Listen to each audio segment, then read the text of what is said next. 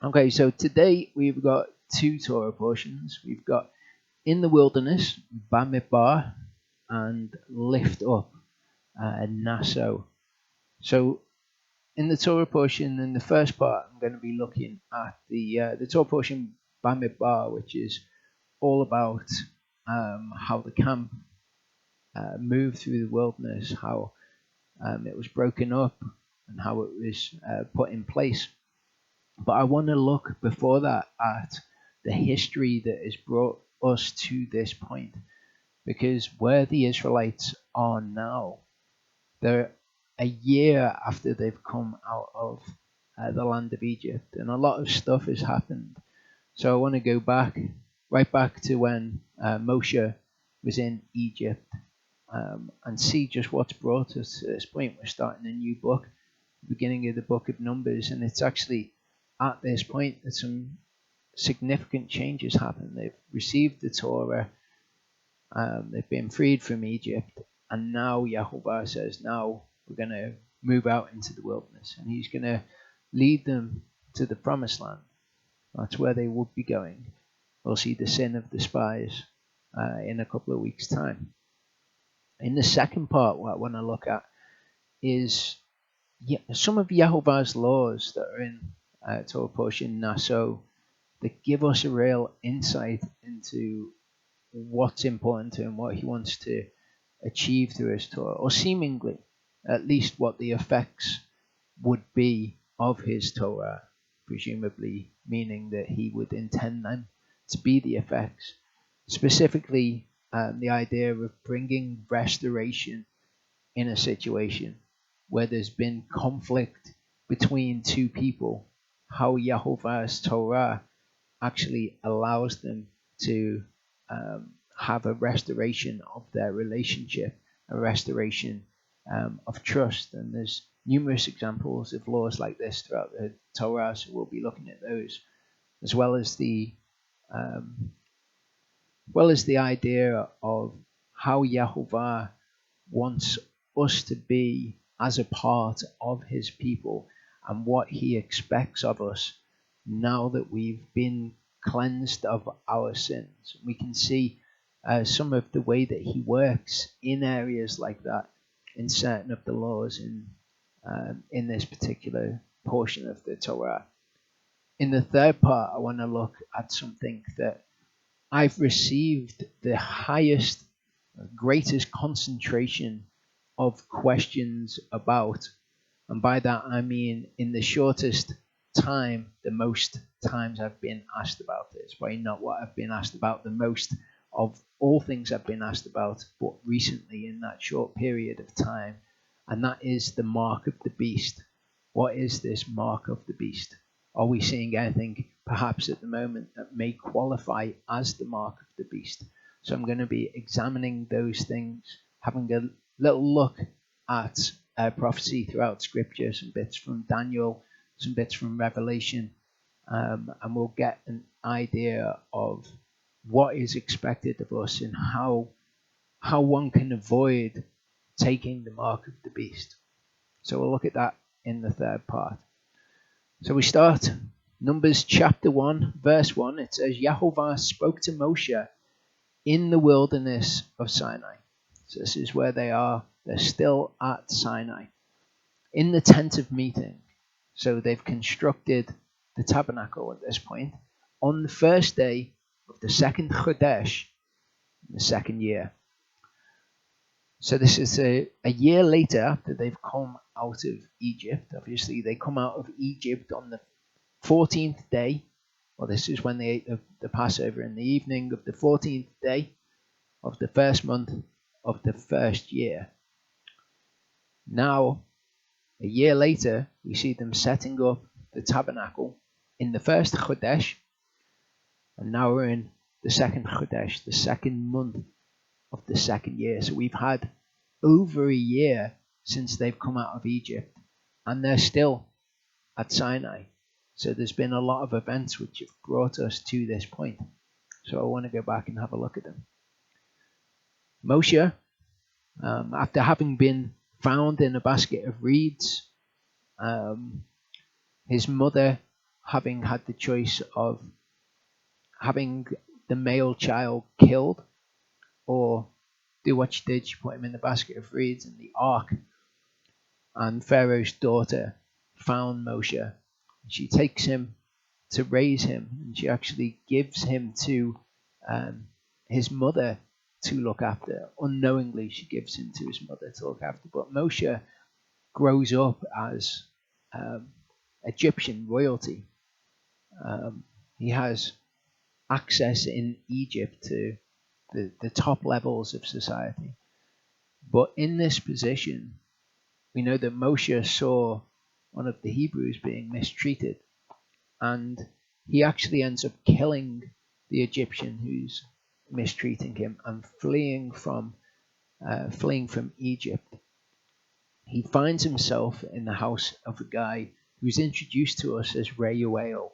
Reuel means friend of God in Hebrew. Later we see him as Yitro.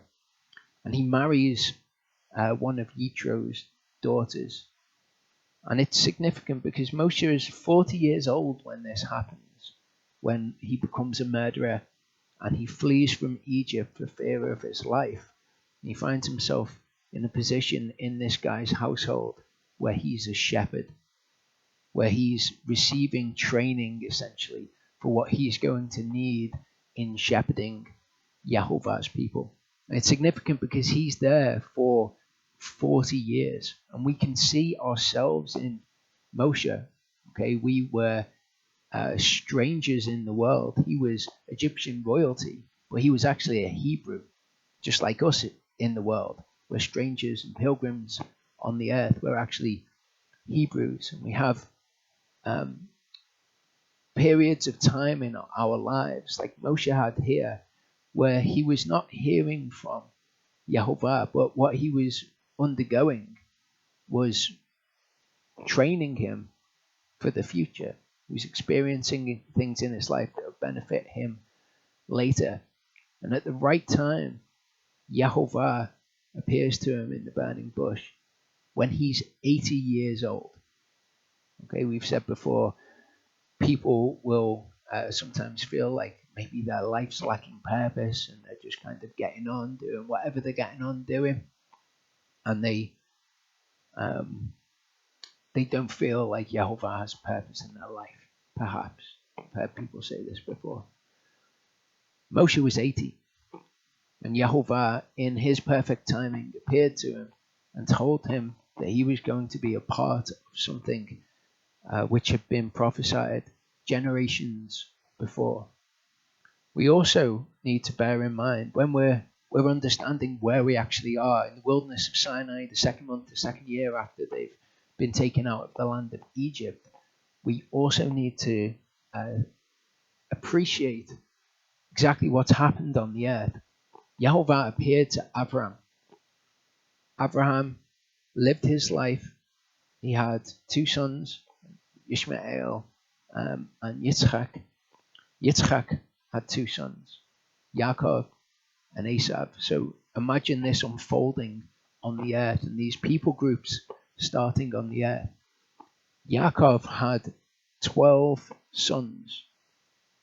They were living in the land of Canaan, and Yehovah had it so that through the evil, through the wicked deeds of Yaakov's other sons, Yosef was installed in a position in the land of Mitzrayim where he would be able to provide for them, to provide food for them in a famine that Yehovah knew was coming, something else that Yehovah used. So Yaakov and all of his sons went and lived in the land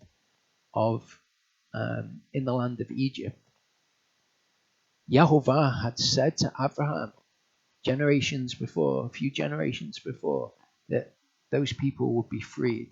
And what we're seeing Moshe being used for is a fulfillment of that. Yaakov's sons in the land of Egypt then had 2, maybe 3 generations, 4 generations on the outside of descendants. Sometimes there's only 2 generations down from Yaakov. They're the people that we're actually seeing being released from the land of Egypt at this point. So these events that are happening on the earth, Yehovah is seeing over this special family to whom he's made promises. Now Moshe is being used in the fulfillment of these promises. He's going to take them out of the land of Egypt.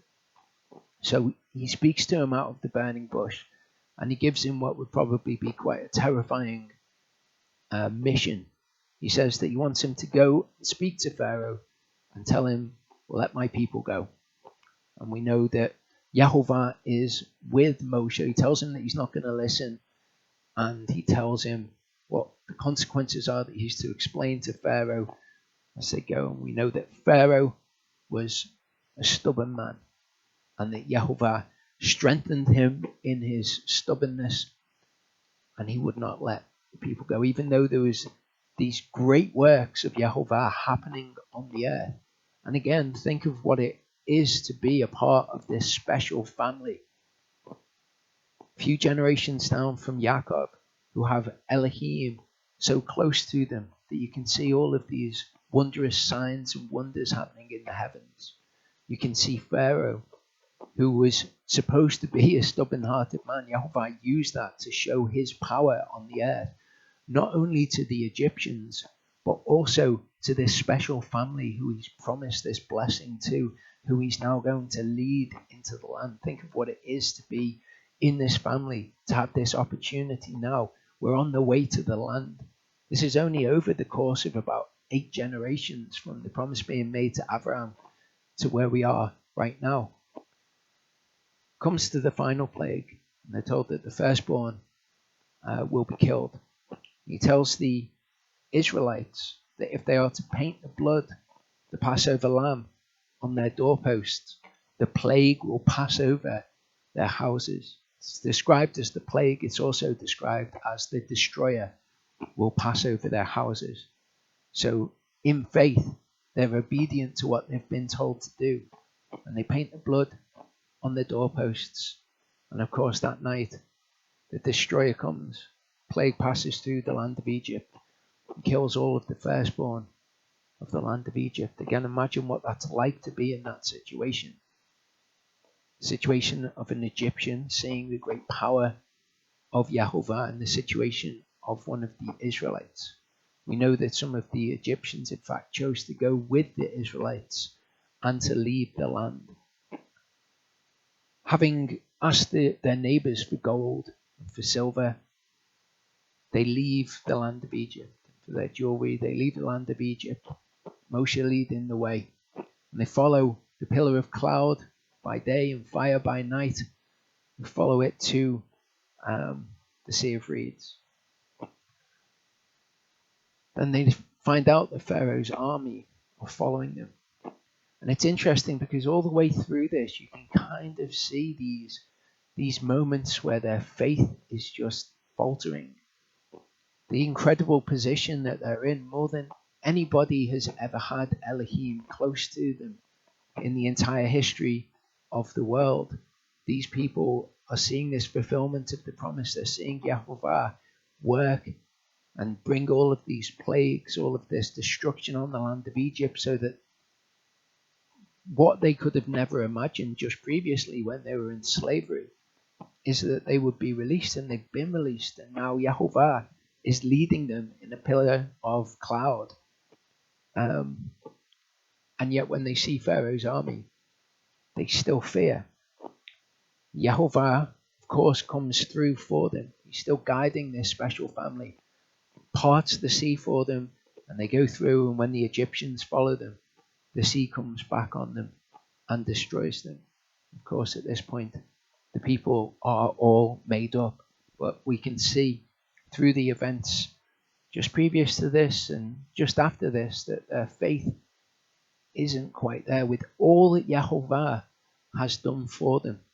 You'll hear people say sometimes, if Yehovah would just appear to me, or if God would just appear to me, I believe in God and I follow the scriptures and all of this. But it's actually not true. These people had his presence right there with them. He rescued them from all of these terrible situations, and yet they still were not faithful when it came to them being given manna from heaven being supernaturally provided for in the most amazing way, they still, when they saw that the food would rot the next day, when they were told, don't gather any on the Sabbath day, it'll be okay, just gather what you need the day before, still we see this lack of faith in them. We see that they were, as soon as they came to a place where they had no water, instantly there's this kind of rebellion fermenting in the people, and they're saying, why have you brought us out of the land of Egypt just to kill us? We see Yehovah protecting them and defeating their enemies when it comes to the Amalekites, and all of these incredible things, much more than anyone else in the world has seen. And yet these people are still not faithful to Yehovah. When they come to Mount Sinai, in fact, they hear Yehovah's voice and they see the thunder, they see the lightning, hear the thunder. And after they've received the 10 words, it tells us that they said to Moshe that they did not want to hear from Yehovah, that they wanted Moshe to speak to Yehovah for them. We're told in the book of Hebrews, actually, that they could not bear what was commanded, that if a beast touched the mountain, it should be shot through or stoned. So they couldn't take what Yehovah had commanded them, even though they've seen all these incredible things that Yehovah is doing. So it's Moshe that goes up to hear from Yehovah what is expected of the people. And he tells Moshe his mishpatim. Moshe comes back down and he tells all of the people what Yehovah has said. And he reads from the scroll of the covenant, reads all of his mishpatim to them. And of course they say, whatever Yehovah says, that we will do. Yehovah says, okay, come up now to the top of the mountain and I'll tell you what I expect. I'll give you the Torah. So Moshe goes back up to the top of the mountain and Yehovah gives him the instructions for making a house for him. Again, think of who these people are, this special family that Yehovah said, I'll rescue them from Egypt. I'll lead them into the land. I'll lead you to a land flowing with milk and honey. He's there in the midst of them. He says, build me a house so that I can go about with you. Moshe receives the instructions. Yehovah writes with the finger of Elohim in 2 tablets of stone. But meanwhile, the people have seen that Moshe has been a little while and is coming back, and they decide that they're not going to follow what they've been told. Don't make idols of gold and silver. And they decide that they're going to make a golden calf. And that's how they're going to worship Yehovah. They're going to have a feast to Yehovah, but they're going to worship this golden calf as the Elohim who led you out of the land of Mitzrayim. Very much reminds me of how people are today. Now that they've seen Yeshua's been a little while, hasn't he? And so what have we got? We've got people who've returned to various forms of worship that are forbidden by Yehovah. They'll still say that they're worshipping the God of the Bible, but they want to worship him by pagan observances or just by doing the bits of the Torah that they want to do, not doing other bits. So of course Moshe comes down from the mountain and he's not happy. Yehovah's told him what's going on up there and he's pled to intercede for the people. And he comes down with the tablets of stone and he breaks the tablets of stone. And of course at this point the Levites join with him and kill 3,000 of the people. We see Yehovah bringing these plagues about on the people. He'll bring plagues against them and the people will be destroyed. We know from the scriptures that it's the people who were involved in the sin who end up suffering the consequences in things like plagues. And we saw the other week as well that he, in some of the plagues, was making atonement for his dwelling place that was in the midst of the people. Moshe had been up on the mountain for 40 days and 40 nights. That was the long period of time He was up there when they started to go astray. So Moshe goes back up the mountain, another 40 days and 40 nights, and he engraves 2 tablets of stone with the words himself. So we've got 2 periods of time there, 2 periods of 40 days and 40 nights, which is about 3 months, 3 chodeshim, roughly. But we're a year out from when they left Egypt. When Moshe comes down anyway, he tells the people what Yahovah wants. He tells them that they're all to bring a contribution of the stuff that they left the land of Egypt with. And at this point, all of the people come happily to bring a contribution. They bring far too much stuff. In fact, they bring much more than is needed. And we see these events in these people's lives where they're more than happy to do these acts of obedience. Just like you see people who are more than happy to do religious works or to fast for 300 days or whatever it is, to do huge acts of what they see as obedience. But they're isolated acts of obedience. It doesn't come as a package as obedience as a whole. What it actually is people saying, okay, I'm comfortable with doing this, and I'm going to do it so much, I'm kind of going to make myself feel better. I'm going to make myself feel like I'm obedient to Yahovah. Remember that time when I gave him all of my gold and all of my jewelry? That's how much I love Yahovah. But they're not loving him entirely, and we see that these people have all these instances of faithlessness. So Yahovah gives his spirit to Aholiab and Bezalel, and gives them the spirit to teach the people as well, and they create all of the items that are to be in Yahovah's house. The people create the curtains and the soft furnishings. They create the priestly garments. And eventually, once they've made the tabernacle, they deliver it to Moshe, and Moshe puts up the tabernacle on the first day of the first Chodesh.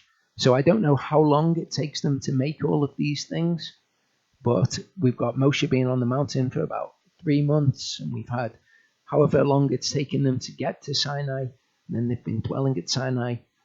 And the total takes us to just over a year. So on the first day, Moshe erects the tabernacle, and then for 7 days the priests are ordained, and they have to stay within the door of the tent of meeting. From that point, Yahovah can meet with Moshe. He meets with him in the tabernacle, probably as we saw in the Holy of Holies itself. That's certainly where Moshe heard Yahovah speaking to him from. So on the 8th day, everything's done. Everything's in place. The tabernacle's been put up. This is the 8th day of the first Chodesh. Then from then until the point where we're at now, it's a period of about 25 days, roughly 25 days. And the people are bringing their means of drawing near to Yahovah. They're bringing their burnt offering in the morning and in the evening, and all of these things, the offerings that are required of them in all of the different situations. So Yahovah is now living in a Mishkan, in the middle of all of the Mishkans of the children of Israel. Which brings us to where we start the Torah portion. Yahovah spoke to Moshe in the wilderness of Sinai, in the tent of meeting, on the first day of the second Chodesh in the second year, after they had come out of the land of Mitzrayim.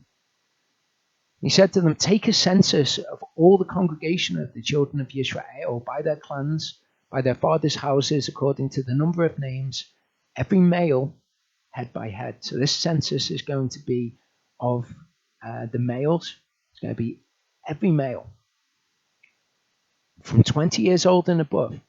Okay, so this is when Yahovah says the people who are going to be held accountable for the sin of the spies and being faithless are going to be those 20 years old and above. We're going to find out who those people are in this Torah portion. Everyone going out to the Savah in Israel, number them by their Sevaot, you and Aharon. And in the English, we miss there that army and divisions is actually Savah, and it's plural, Sevaot. So it could be army and armies, or it could be going out to the host. Number them by their hosts. Sevaot, Yahovah is called Yahovah Sevaot, which means Yahovah of hosts. When he comes with the host of heaven, he comes with the Savah of heaven. And a man from every tribe should be with you, each one the head of his father's house. Okay, so we saw when we were looking at leadership that the Israelites chose leaders for themselves, leaders of 50s, leaders of hundreds. Okay, but these leaders, as we're going to see, are going to be called by Yahovah. So this is a representation of the camp of Israel. Wouldn't have been exactly like this for a start. Touch my pointer. For a start, I don't think the tabernacle was this shape or this big. I don't know what shape it was. I don't think it was the traditionally described model, but I don't think it was like this. But this just says for illustrative purposes. You can see around the tabernacle, there are camps on the north side. This is the north side of the tabernacle. On the east side, this is a little camp of Moses, Aaron, and Aaron's sons. You see the door of the tabernacle faced to the east, and Moses, Aaron, and Aaron's sons camped in front of it. To the south and to the west. And they were all camps of Levites, as we'll see. And we had 3 camps on the east, 3 in the south, 3 in the west, 3 on the north of the actual tribes. Some people think that it would have been organized like this. When I look at the actual numbers, it wouldn't have been a cross like a cross that we're used to. We're used to seeing with a small headpiece on the cross. There was about 150,000 people on either side on one axis and about 180,000 people on either side on the other axis. So it could have been in a cross shape. You can imagine Bilam when he looks down on the camps of the children of Israel, that could have been what he saw. Like I say, it's just a visual representation to show you so you can appreciate how the camp was broken down and how it was set up. Numbers 2, 1-2 says, And Yahovah spoke to Moshe and to Aharon, saying, The children of Israel are to camp, each one by his own banner, beside the sign of his father's house. Let him camp around the tent of meeting at a distance. And we don't know whether or not the sign of their father's house was something that they had in the land of Egypt, whether it was something that they newly stitched at that point.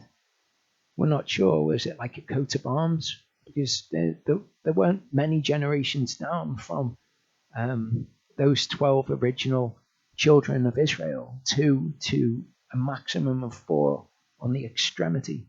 So maybe they had these banners, these signs of whichever son of Yaakov it was. But it says, let them camp around the tent of meeting at a distance. Of course, as we've seen when we are looking at atonement being made for Yahovah's house, that he is concerned with it being defiled. We've got the Levites immediately around the tabernacle. They provide like a barrier between Yahovah and the tribes themselves. So they're to camp at a distance. We're going to see that the unclean people have to be taken out of the camp so that they're even more at a distance from the tabernacle of Yahovah. Numbers 1:16-19. And the reason that these are out of order is because the first 4 chapters of Numbers are a lot of numbers, lists, and things that aren't easily relatable when you just have somebody read them or when you read them without studying them. So I'm going to show you what these chapters say in a visual form. I'm going to show you the important parts from the text as well. These are the ones called from the congregation, leaders of their fathers' tribes, leaders of the thousands of Israel. So these are the Nasieh. A leader, or sometimes a prince, is a Nasi. A Nasieh is the plural. These are the Nasieh, the heads of the thousands of Israel, and these are people who are called by Yahovah. And Moshe and Aharon took these men who were called by name, and they assembled all the congregation together on the first day of the second Chodesh, and they declared their ancestry by clans, by their fathers' houses, according to the number of names, from 20 years old and above, each one head by head. As Yahovah commanded Moshe, so he registered them in the wilderness of Sinai. So this is a census that is taken. This is them being registered. To the east, we have the camp of Yehudah, and Yehudah had a Nasi. And I put these pictures in. I put them in last year so that, again, we can familiarize ourselves with what the situation actually is. This is a special family of people who've been brought out of Egypt by Yehovah, and these are real people. These are generations down from Jacob's direct sons. And their leader is a guy who is called Nachshon, son of Aminadav. The number of names, every male head by head from 20 years old and above, everyone going out to the Savah in Yehudah, was 74,600. So that's not the women and it's not the children. This is just the men. They camped on the east of the dwelling place, and a caveat is given to us in the text that says they were towards the sunrise. The tribe of Yisachar camped with Yehudah. They camped in what was called the camp of Yehudah. There was one tribe among the three on each side, after which the camp was named. And on the east it was Yehudah. Their Nasi was a guy called Nathanael, son of Zuar. The number of names, every male head by head, 20 years old and above, everyone in the Savah is 54,400. And again, they camped on the east with the tribe of Yehudah towards the sunrise. There was also Zebulun. The Nasi was Eliav, son of Chilon. In their Savah, there was 57,400, and they were on the east with Yehudah and Yisachar. The tribe of Reuven was the tribe that the camp of Reuven in the south was named after. And their Nasi was Elitzur, son of Shedeur. In their Savah, there was 46,500, and they camped on the south. They camped with the tribe of Shimon, whose Nasi was Shalumiel, son of Zurishaddai. In their Savah, there was 59,300. They camped on the south. The tribe of Gad camped with them. Their Nasi was Eliasaph, son of Deuel. In their Savah, there was 45,650 men 20 years old and above. They camped on the south with Reuven and Shimon. The camp of Ephraim was named after the tribe of Ephraim, whose Nasi was Elishama, son of Amihud. Their Savah was 40,500 people. They camped west behind the dwelling place, along with Ephraim's brother, Manasseh, his descendants. Their Nasi was Gamliel, son of Pedazur. Their Savah contained 32,200 people, so a relatively small tribe. But after all the plagues have taken place, when all of the people involved in wickedness have been killed, Manasseh is one of the largest tribes. Camped west behind the dwelling place, and you'll see that when we get to Numbers 26. Along with Ephraim and Manasseh, we have the tribe of Binyamin. Their Nasi was Avidan, son of Gidoni, and in their Savah it was 35,400. They camped west behind the dwelling place also. The camp of Dan, named after the tribe of Dan, whose Nasi was Achietzer, son of Ammishaddai. Their Savah was 62,700, and they camped to the north of the dwelling place with the tribe of Asher. The Nasi was Pagiel, son of Ochran. The Savah was 41,500 in size, and they camped to the north, the tribe of Naphtali. The Nasi was Achirah, son of Enan. The Savah was 53,400, and they camped to the north of the dwelling place in the camp of Dan. It tells us in Numbers 1:44 to 46, these were those registered whom Moshe and Aharon registered with the Nasi'eh of Yisrael, 12 men, each one for his father's house, and all those that were registered of the children of Israel by their father's houses, from 20 years old and above, everyone going out to the Savah in Israel. All those that were registered were 603,550.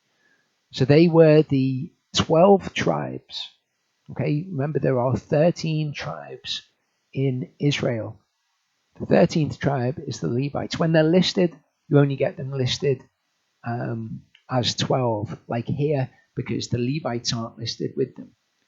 Numbers 1:47 to 54 says, but the Levites were not registered among them by their father's tribe, because Yahovah had spoken to Moshe, saying, only the tribe of Levi you do not register, nor take a census of them among the children of Israel. Instead, appoint the Levites over the dwelling place of the witness, over all its furnishings, and over all that belongs to it. They bear the dwelling place and all its furnishings, and they attend to it and the camp around the dwelling place. So they did not go out to the Savah. They were not in the Savah of Israel. They wouldn't be involved in defense. They were involved in the dwelling place.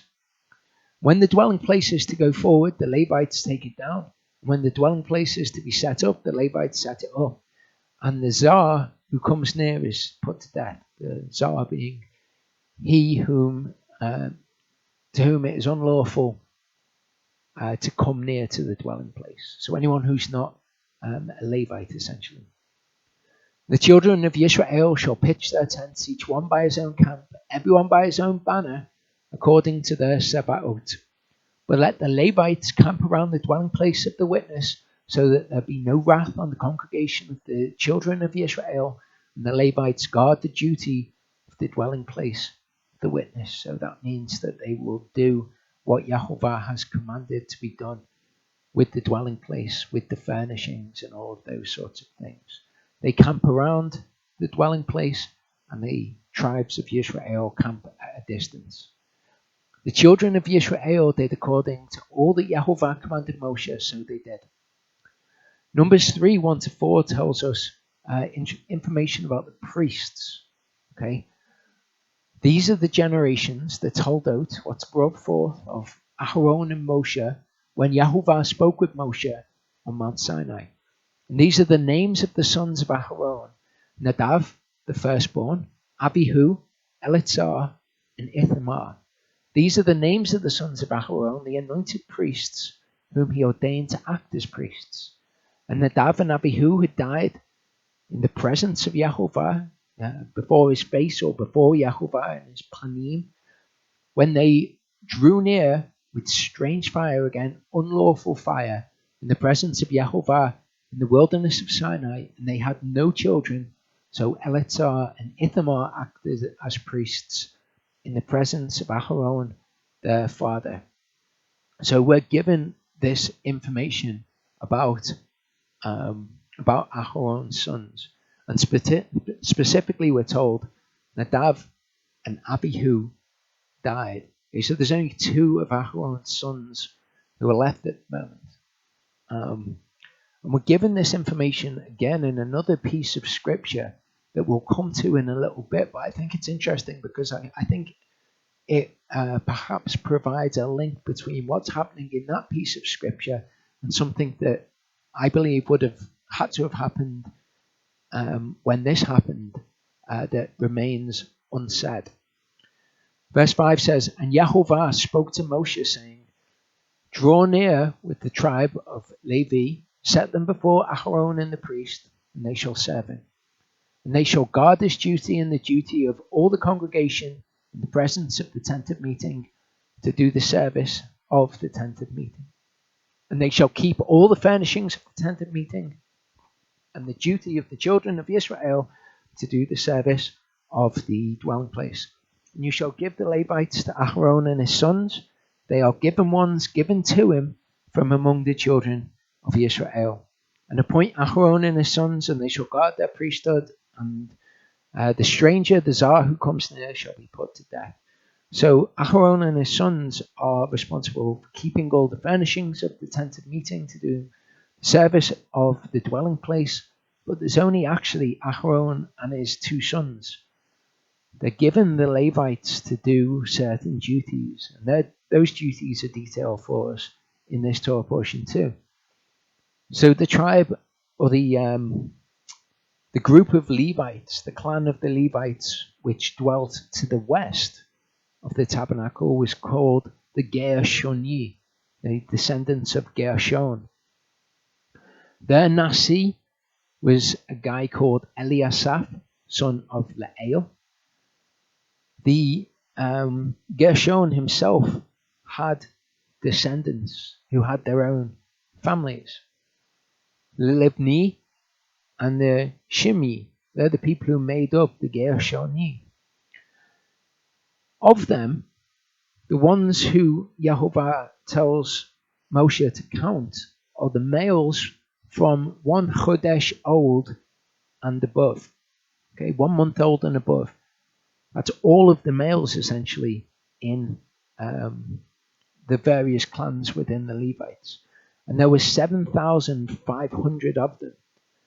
The registered ones from 30 to 50 who would go into the tabernacle to do the service in the tabernacle, which was entrusted to the sons of Aaron, and they were given the Levites to help them. There were 2,630. So they're going to be the ones, when we see their duties in a second, they're going to be the ones performing these duties. They camped westward behind the dwelling place. In Numbers 4:27 to 28, we're told Aaron and his sons are to command all the service of the sons of the Gershoni, all their burden and all their service. You shall appoint to them all the duty of their burden. This is the service of the clans, or the families, the mishpacha, of the sons of Gershon in the tent of meeting, and let their duties be under the hand of Ithamar, son of Aaron the priest. There's only Aaron, Eleazar, and Ithamar. The duties of the Gershoni, and as it turns out, the Merari, which we'll look at, they're both under the hand of Ithamar. So they're going to help Ithamar. This is what they did. They would bear the curtains of the dwelling place in the tent of meeting, its covering, the covering of fine leather that is on it, the covering of the door of the tent of meeting, the screens of the courtyard, the covering for the door of the gate of the courtyard, their cords, all the equipment for their service, and all that is made for them. So essentially they carried the lighter stuff. They carried all the curtains, all the ropes, the cords, all the stuff that was needed for the outside of the tent of meeting, the covering of skin and all of that stuff. Then we have the tribe of Merari. Their Nasi was a guy called Suriel, son of Abihail. These are their families. There were two families of Merari as well. There were the Machli and there were the Mushi. There were 6,200 of them from Chodesh old and above. Those of the ones who were Chodesh old and above, who were in between 30 and 50, who were to do the service in the tent of meeting, bearing the burden of the duty, which is carrying all the stuff. There were 3,200 of them, so just over half. They camped on the north side of the dwelling place. In Numbers 4:33, we're told, similarly to the Gershuni, they were under the hand of Ithamar, son of Aaron, as well. This was their service. They would carry the boards of the dwelling place, its bars, its columns, sockets, the columns around the courtyard, their sockets, their pegs, their cords, all their equipment and all their service. And they were told, assign to each by name the equipment of the duty of their burden. Okay, so everybody in the tribe of Merari was told specifically what they would be responsible for carrying. But you'll notice it's all the heavy stuff that Merari were responsible for moving. Then we have the Kahati. You might have heard of them as the Kohathites. They were the sons of Kahat. Their Nasi was a guy called Elitzaphan, son of Uzziel. These were their clans. There were more of the Kahati. The Amrami, the Yitzhari, the Chevroni, and the Azieli. Of all of them, the males, Chodesh old and above, there were 8,600. Of those who did the work, 30 to 50-year-olds, 2,750. They camped on the south of the dwelling place. We're told this in Numbers 4 to 16. This is the service of the sons of Kahat. Now, the sons of Kahat also included Aharon and his descendants. Aharon was a Kohathite, but Aharon and his descendants were separated out from the sons of Kahat in order to be the priests. So these are the other sons of Kahat, the most set apart. Okay, the word matters is not there. It just says the Kodesh HaKadashim, that of the holy that was set apart from the holy. At the breaking of camp, Aharon and his sons shall come, and they shall take down the covering veil, cover the ark of the witness with it. They shall put it on a covering of fine leather, a covering of fine leather, and spread over that an all blue covering, and shall insert its poles. So the ones who are going to carry these things are going to be the sons of Kahat. The ones who had to cover them up and prepare them to be carried were Aharon and his two sons. And on the table of showbread, interestingly, the word showbread is not there. Show and bread are not even implied there. It is the table of panim. Panim means face, and by implication, presence. So it's actually the table of presence is what it says in the Hebrew. But people know it's the table of showbread. They shall spread the blue covering and shall put on it the dishes and the ladles and the bowls and the jars for the pouring and the presents on it. They shall spread over them with a scarlet covering and cover the same with a covering of fine leather and shall insert its poles. So all of these items we saw when they were being made, they all had rings for the poles to be carried, and this is why. They would be covered over by Aharon and his sons, and then the sons of Kahat would come in. And shall take a blue covering and cover the lampstand of the light with its lamps and its snuffers, with its trays and all its oil vessels by which they serve it. And they shall put it with all its utensils in a covering of fine leather and put it on a bar. And over the golden altar they shall spread the blue covering and cover it with a covering of fine leather and shall insert its poles. That's the altar of incense. And shall take all the utensils of service with which they serve in the set apart place, or the set apart in the holy is literally what it says, and shall put them in a blue covering, cover them with a covering of fine leather, and put them on a bar, and shall remove the ashes from the altar and spread the purple covering on it, and shall put on it all its utensils by which they serve there, the fire holders, the forks, the shovels, the basins, all the utensils of the altar, and shall spread on it a covering of fine leather and insert its poles. So that is the brazen altar.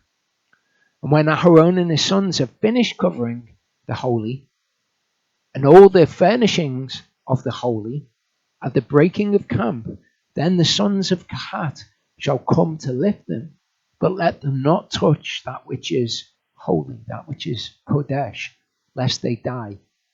These matters are the burden of the sons of Kahat in the tent of meeting. So even though they were to carry these objects, they were not to touch them. They had to be covered over, because if they were to touch them, then they would die. And the oversight of Eleazar, son of Aharon. So this is his oversight. This is the other son of Aharon from Ithamar, is the oil for the light, the sweet incense, the daily grain offering, the daily mincha, and the anointing oil, and the oversight of all the dwelling place and all that is in it, with the set apart and its furnishings. Okay, so Ithamar, he would direct the Gershoni and the Merari, and Eleazar was responsible for these things. Numbers 7, 1-9 gives us some information about these sons of Levi. And it came to be when Moshe finished setting up the dwelling place that he anointed it, and he set it apart, and all its furnishings, as well as the altar and all its utensils. Thus he anointed them and set them apart. So this is all the first 8 days of the first Chodesh of the second year. And the leaders of Israel, heads of their fathers' houses, who were the leaders of the tribes, and over the ones registered, the ones that just counted, they all drew near. And they brought their offering, their means of drawing near, before Yehovah. What they brought were 6 wagons and 12 cattle, a wagon for every 2 of the leaders, and for each one a bull. And they brought them near before the dwelling place. So this is actually an example that we have of the leaders of the tribes bringing a spiritual mincha. It wasn't the prescribed mincha, the grain and the frankincense, the oil and those sorts of things, but they were bringing their material goods. So this is them bringing a spiritual mincha. They brought the wagons and the cattle. Yehovah spoke to Moshe, saying, accept these from them, and they shall be used in the service of the tent of meeting, and you shall give them to the Levites, each one according to his service.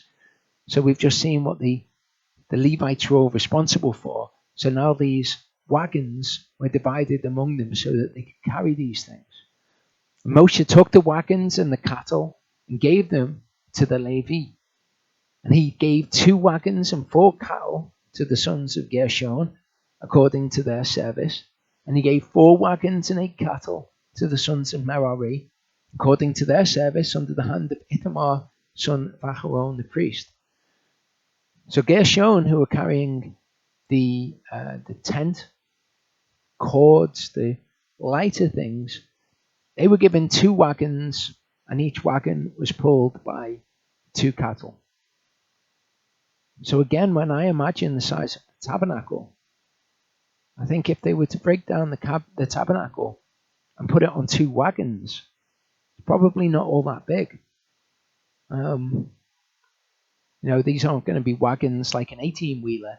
These are going to be wagons like you would expect to be pulled by 2 cattle, perhaps 2-wheeled wagons, 4-wheeled wagons maybe. And he gave 4 wagons and 8 cattle to the sons of Merari, according to their service under the hand of Ithamar, son of Aharon the priest. So this is all the bars. This is all of the columns with their silver sockets, and the sockets which connected the bars together, and the boards, and all of those things. And all of that fit on 4 wagons.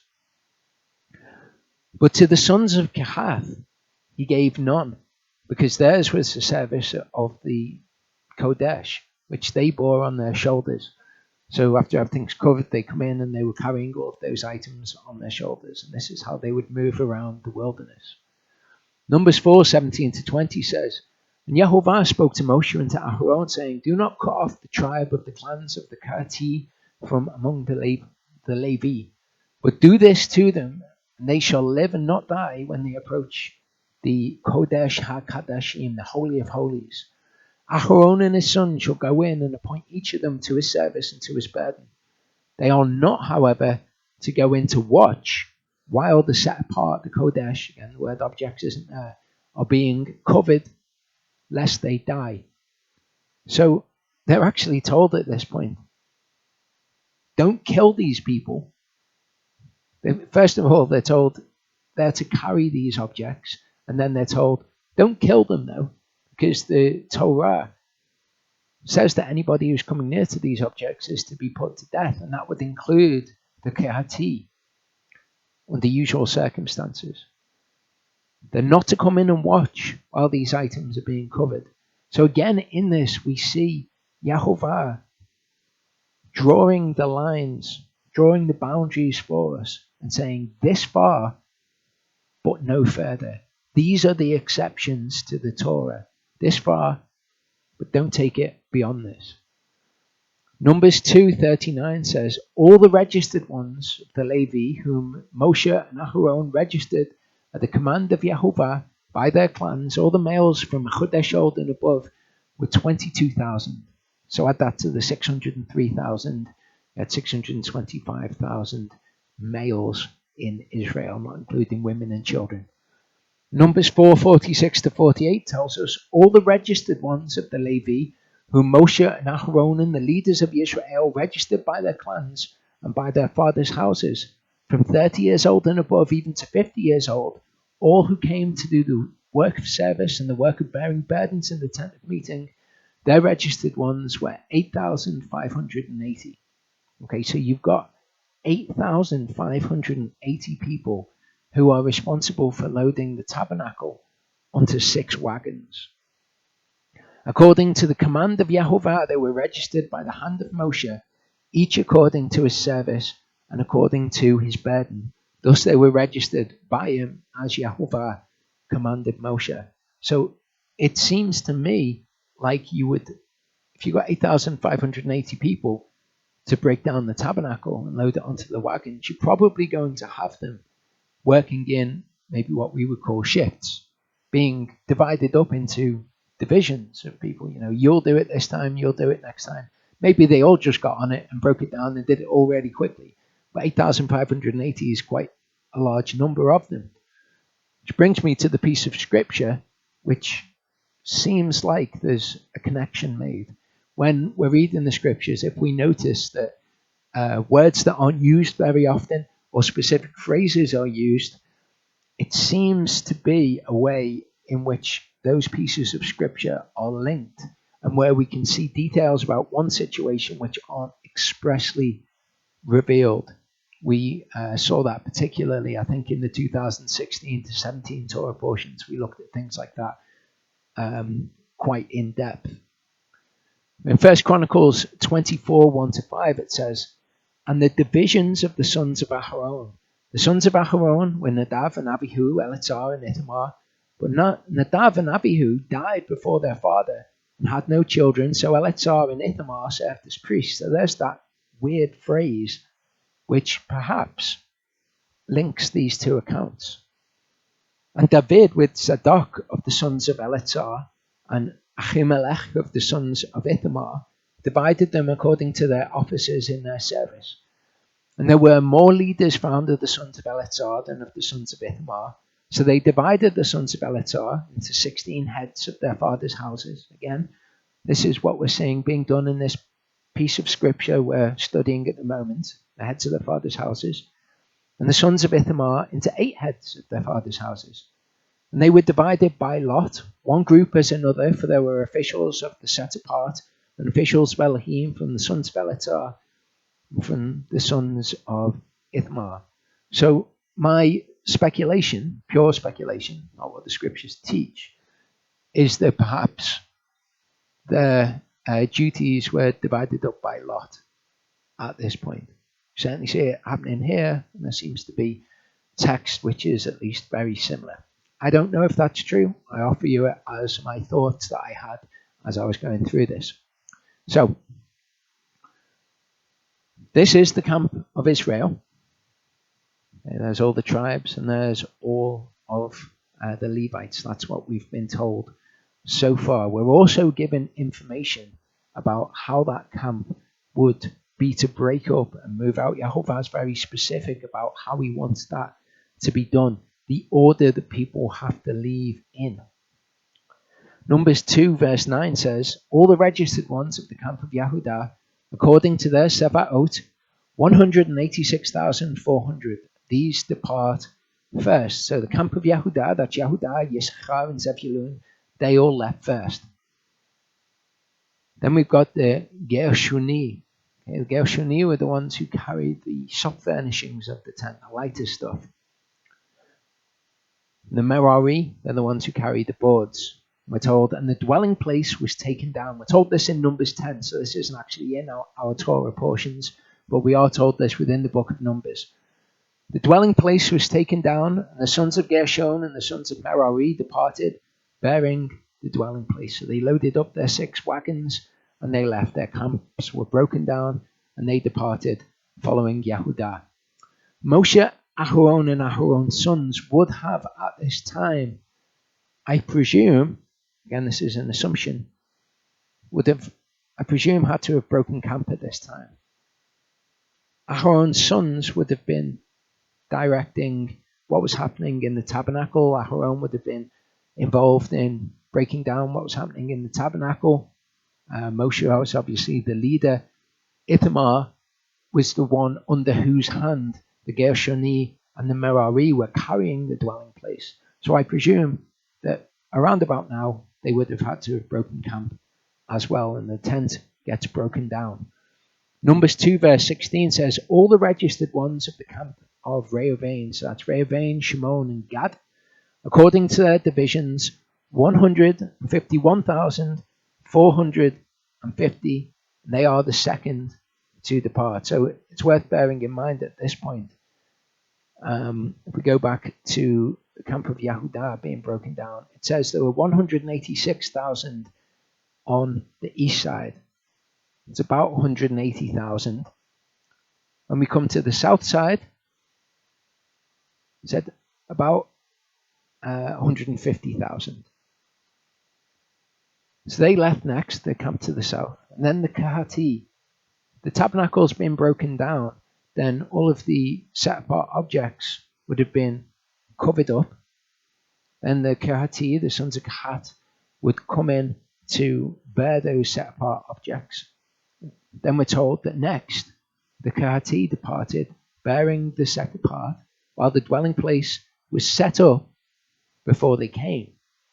So Gershoni and Merari went first, and they took the tent with them, and they were followed by the camp of Reuven. Then the Kahati would depart, so that by the time that they got there, the dwelling place could have already been put up for them to walk straight into and put the furnishings where they needed to be, presumably before they were then arranged by the sons of Aharon. Numbers 2:24 says, all the registered ones of the camp of Ephraim, so that's Ephraim, Manasseh, and Benjamin, according to their Savaiot, 180,100, and they are the third to depart of the tribes.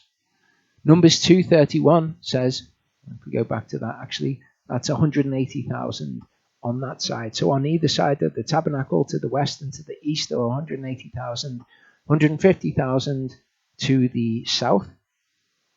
And if we go to the camp of Dan, Asher, and Naphtali, all the registered ones of the camp of Dan were 157,600. So again, about 150,000.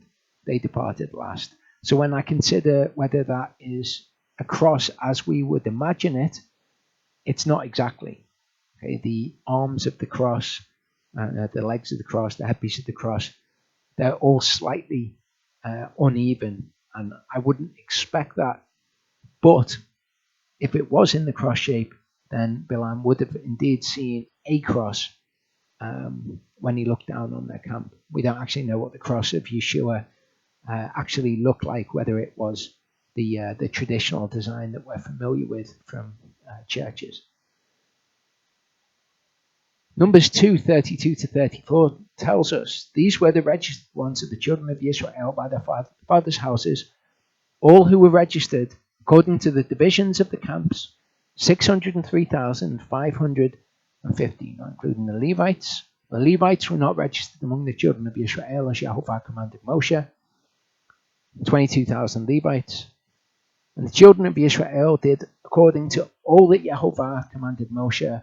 So they camped by their banners, and so they departed, each one by his clan, according to their fathers' houses. And we don't actually have a good way of comparing the Levites to the other tribes in Israel, because the Levites were counted from a month old and above. The tribes were counted from 20 years old and above. The only other number that we have for the Levites was 30 to 50. So we don't have a good way of comparing them, but they're the figures that we have. So the camp having been broken down, everyone having left, they would come to a new place. This is how they would set up in this new place. First of all, you have the camp of Yehudah, which is Yehudah, Yisachar, and Zebulun. Then you would have the Gershoni and the Merari who had broken down the tabernacle. After Yehudah departed, then they would arrive. They would set up the tabernacle. Presumably, Moshe, Aharon, and Aharon's son's camp was established by Ithamar, or around this time, maybe after the sons of Kehat had arrived with Eleazar. And there's not very many people in the camp of Moshe, Aharon, and Aharon's sons. There's only 4 of them there. So maybe they all came and put their own tent there when they arrived. Those details aren't given to us. Then we have the camp of Reuven arriving, which is Reuven, Shimon, and Gad. Then the Kehati, those bearing the most set apart, they would arrive. Presumably, they would come in with their objects. They would put them in the tent, and that would be established before those on the west would arrive. The camp of Ephraim, which was Ephraim, Manasseh, and Binyamin. Then finally, the last people to arrive were the camp of Dan, which was Dan, Asher, and Naphtali. So that's all the information that's given to us in the first Torah portion in Bamidbar. Rather than me read it all out and you try to piece together the things in your head, you have to take parts from different parts of it and put it together and study it. So I've done that and presented it. We'll come back in the next part. Now, I think if we come back in 20 minutes, that would be good. So we'll come back at 3 o'clock UK time, and we'll look at those laws through which we can see how Yahuwah creates restoration in the relationships between people when perhaps there's a matter of distrust between people, how Yahuwah brings those people back to reconciliation. Okay, so I want to take a look at this passage in Numbers 3 before we go on. It says, Yahuwah spoke to Moshe, saying, Now look, I myself have taken the Levites from among the children of Israel, instead of every firstborn who opens the womb among the children of Israel, and the Levites shall be mine. Because all the firstborn are mine. On the day that I struck the firstborn in the land of Mitzrayim, I set apart to myself all the firstborn in Israel. So it appears, reading it in the English here, that it's saying, I've taken the Levites instead of the firstborn because all the firstborn are mine. It's kind of like, well, okay, so you're taking the Levites because all the firstborn are mine, or yours, so you're taking them all instead of the firstborn. There's something that doesn't really follow very well with that. Okay, so if we look at Blue Letter Bible, we can follow it through on there. This passage is actually excellent for seeing some of the flaws of Blue Letter Bible. When you're using Blue Letter Bible, you're only going to have the root word. As you can see there, it says root transliterated at the head of one of the columns. So it's the root. It's not the actual word that appears in the Hebrew passage. And there's also very often words that are in the Hebrew passage that aren't listed on Blue Letter Bible. So we start here in the Hebrew passage at the top. We've got this word, va'ani. And we can see here, it says, and I, behold, I have taken. And it says that all of that is the word lakach. And I is this word va'ani. That means and I. So, and I, behold, I have taken is not lakach.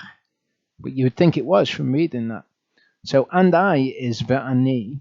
The next word is hine.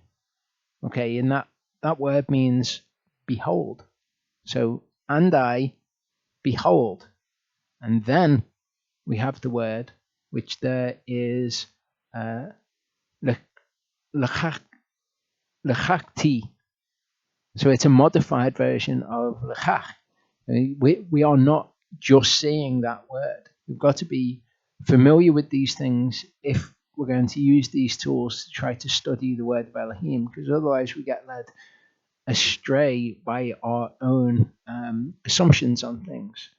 So we've got, and I, behold, I have taken, is what lekachti means. Then we've got this word here, which is the aleph and the tav. It's pronounced et, and it points to the object of the sentence. The subject of the sentence is Yehovah and I. So that's the subject. Then we want to know what that subject is doing. And it says, I have taken. What is that subject taking? So then we have this, which is the object pointer. That points to what the subject is doing the verb to. And the object of that sentence is ha levi'im here. So Yehovah is the object, and he has done the verb take to the object. And again, the object is not there in Blue Letter Bible, that object pointer.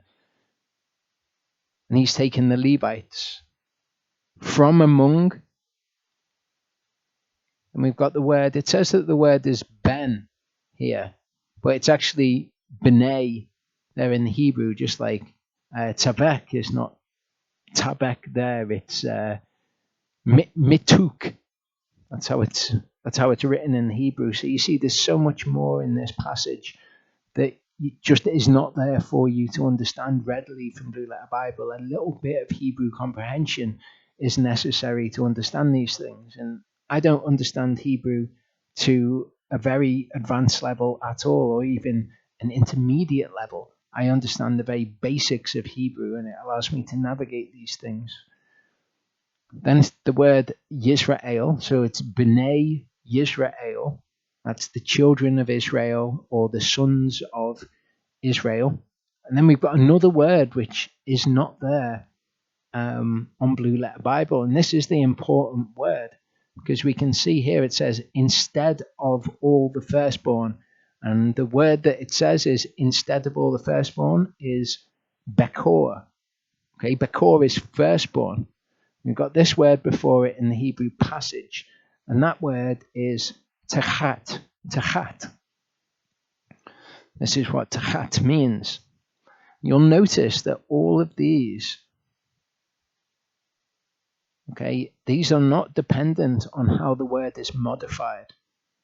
These are all just possibilities of how you could translate it, and it depends on whether it's being used as a masculine noun, as an accusative adverb, as a preposition, as a conjunction, or in compounds with things, other words.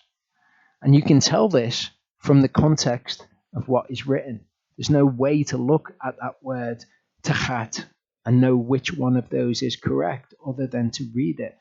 And we know that instead of doesn't fit. When we read that passage, he didn't take them instead of the firstborn.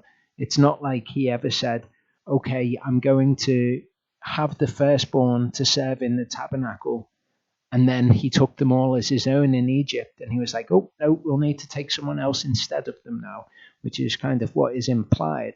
So instead of is not correct. What I would suggest is correct is a preposition, okay, under or beneath, idiomatically, at the foot of, and all of those things. So if we go back to the Hebrew passage, and I, behold, neither of which are there, I have taken the object, which is the Levites, from among the children of Israel, beneath. And then we've got another word which is not there in Blue Letter Bible. That word is kal, like when Charlie was looking at kal melaka. It's all work or every work. That's what that word kal means, every.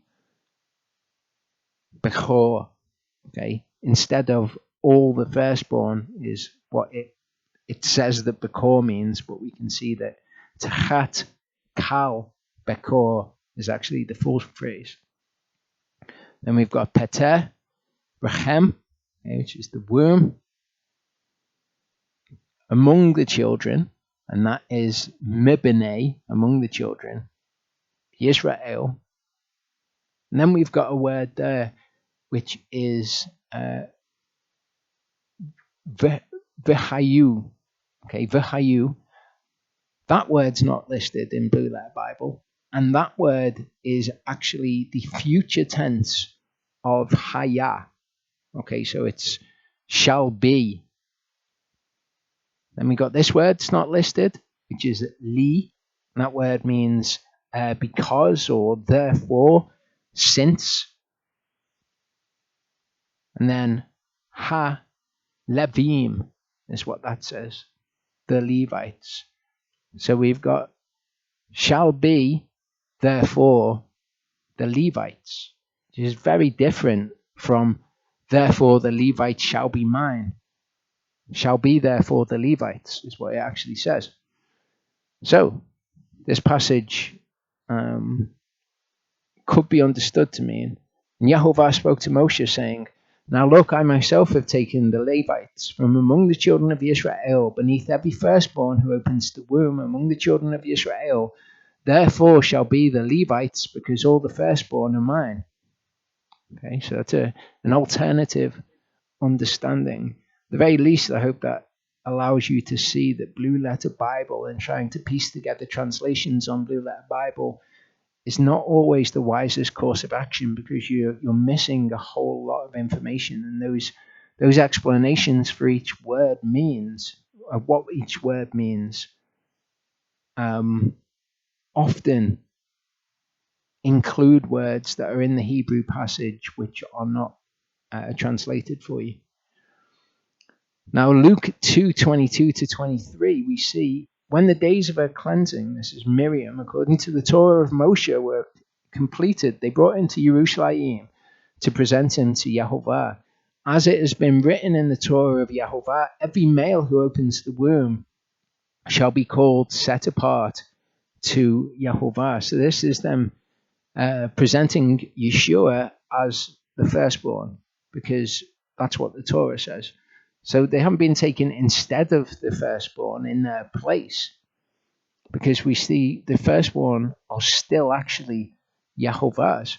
What it could be saying is that the Levites are Yehovah's, and therefore, the firstborn are Yehovah's, and therefore the Levites are needed to present them to Yehovah. Therefore shall be the Levites, because the firstborn are mine. Not actually completely clear what is being said by that. What is clear is that it's not saying that the Levites were taken instead of the firstborn. No, that doesn't make any sense. Going to chapter 5, okay, we covered pretty much all of the first 4 chapters of Numbers in the first part. It says, and Yehovah spoke to Moshe, saying, command the children of Israel to send out of the camp everyone with Sara'at, everyone who has discharge, and whoever becomes defiled for a soul. Send out both male and female, send them outside the camp, so that they do not defile their camps in the midst of which I dwell. And the children of Israel did so to send them outside the camp, as Yehovah had spoken to Moshe, so the children of Israel did. Okay, so Yehovah is saying, okay, now is the point. He explained to Moshe and to Aaron what makes somebody clean and unclean, what the procedures are, what the priests are supposed to do. He explained that to Moshe and to Aaron. It's at this point that he says, now send them all out of the camps. He's arranging how everyone is to camp around him, and that the camps of the tribes are to be at a distance. And now we see you're to send anyone who is unclean outside of that camp. Do what I told you to do before, because otherwise they may defile my tabernacle which is in their midst. Verse 5 says, and Yehovah spoke to Moshe, saying, speak to the children of Israel, when a man or woman commits any sin that men commit in trespass against Yehovah, and that soul is guilty, then they shall confess their sin, which they have done, and he shall restore the guilt in its principal, plus 1/5 of it, and give it to whom he has been guilty. We saw this law being given in Leviticus 6, and this is actually to do with laws where a man sins against his neighbor. Okay, so he has to add 1/5. He pays back the principal, what's been taken, and he has to pay back a fifth extra, which is involved in restoration being made for reasons that we'll look at. But it's interesting how this is phrased here. Sins against your neighbor, but it's phrased as which he commits in trespass against Yehovah. It's an interesting thing. We see that sort of thought reflected throughout Scripture. In Genesis 20, verse 6, it says, Elohim said to him in a dream, this is Abimelech, yea, I know that you did this in the integrity of your heart, so I kept you from sinning against me. For this reason, I did not let you touch her. So this is Abraham's wife. Abimelech at this point is prevented from committing adultery with Abraham's wife. And Yehovah says, I kept you back from sinning against me. So adultery, I think we can all agree, would be sin against your neighbor. Don't covet what is your neighbor's. Don't sleep with your neighbor's wife. Okay, but Yehovah says that it's sin against him. Also in Genesis 39, this is Yosef with Potiphar's wife. No one is greater in this house than I, and he has not withheld whatever from me but you, because you are his wife. And how do I do this great evil and sin against Elohim? So Yosef recognizes that with this sin of adultery, because again, it's adultery here, it's a sin against Elohim. In 2 Samuel 12, verse 13, David said to Nathan, I have sinned against Yehovah. And Nathan said to David, also Yehovah has put away your sin, and you shall not die. So David here has committed adultery with Bathsheba, and he recognizes that this is a sin against Yehovah. Obviously, it's a sin against his neighbor, but he specifically calls it, as in these other cases of adultery, Elohim or Yosef call it sin against Yehovah. Psalm 51, 2-4 says, wash me completely from my guilt and cleanse me from my sin, for I know my transgressions, my sin is ever before me. Against you, you alone have I sinned and done evil in your eyes. So Psalm 51 is David's repentance for his adultery with Bathsheba. So again, all these examples that we have through Scripture happen to be examples of adultery. The major examples are all examples of adultery. It doesn't mean that it's only adultery which is sin against Yehovah. You know, we read in the New Testament that fornication should include things like watching pornography and lust for women. Okay, if you look at women and you're married, you commit adultery with them. Or you look at a married woman, you've committed adultery with them already in your heart, says Yeshua. Same with fornication. Same with lusting after women. You've committed fornication in your heart. Okay, and we're told that that is sin against your own body. And as your body is a part of the body of Messiah, it is to defile Messiah's body. That is also sin against Yehovah. Sins that we commit against our neighbors, as we're going to see, are sins against Yehovah himself. Leviticus 6, 1-5 says, and Yehovah spoke to Moshe, saying, when any soul sins and committed the trespass against Yehovah, okay, so these are all trespasses against Yehovah, and has lied to his neighbor about a deposit, or about a pledge, or about a robbery, or shall extort from his neighbor, or has found what was lost and has lied concerning it, or did swear falsely, so that he sins in regard to any one of these that a man has done, or man does, then it shall be, when he sins and shall be guilty, that he shall return what he took by robbery, or what he has extorted, or the deposit which was deposited with him, or the lost item which he's found, or all that about which he swore falsely, he shall repay its total value, and he'll add 1/5 more to it and give it to whom it belongs on the day that he brings his guilt offering. So we begin to see the first kind of inklings here with the 1/5 added, that making restoration to Yahovah is more than just making somebody whole again, because there's more damage which has been done in that situation. Somebody has had their stuff stolen from them. That does psychological damage to somebody. It makes them feel more vulnerable, and it makes them feel as if they've been taken advantage of. So Yahovah's Torah, and we're going to see some examples of this, is about accommodating damages done that were due to transgressions, or in fact also due to perceived transgressions, where you think somebody has sinned against you. Yahovah provides means to make restoration and come to reconciliation in that circumstance. The 1/5 that is added, as well as, like paying back 4 times as much or 5 times as much, which are examples that we'll look at, it both serves to have the effect of being punitive against somebody. And what that means is that it's a punishment against them, essentially. So if you steal something from somebody, you don't just have to give them it back. You have to give them it back plus a load more, 1/5 or double, or 4 times or 5 times, just in different circumstances. And what that causes you to feel, the effect that that has on you, is you experience what that loss is like.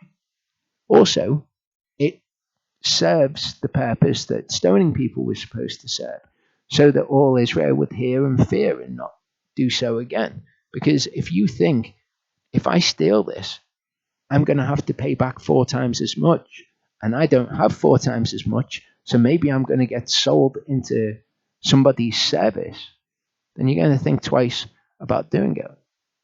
It has that punitive effect which prevents people from committing crime.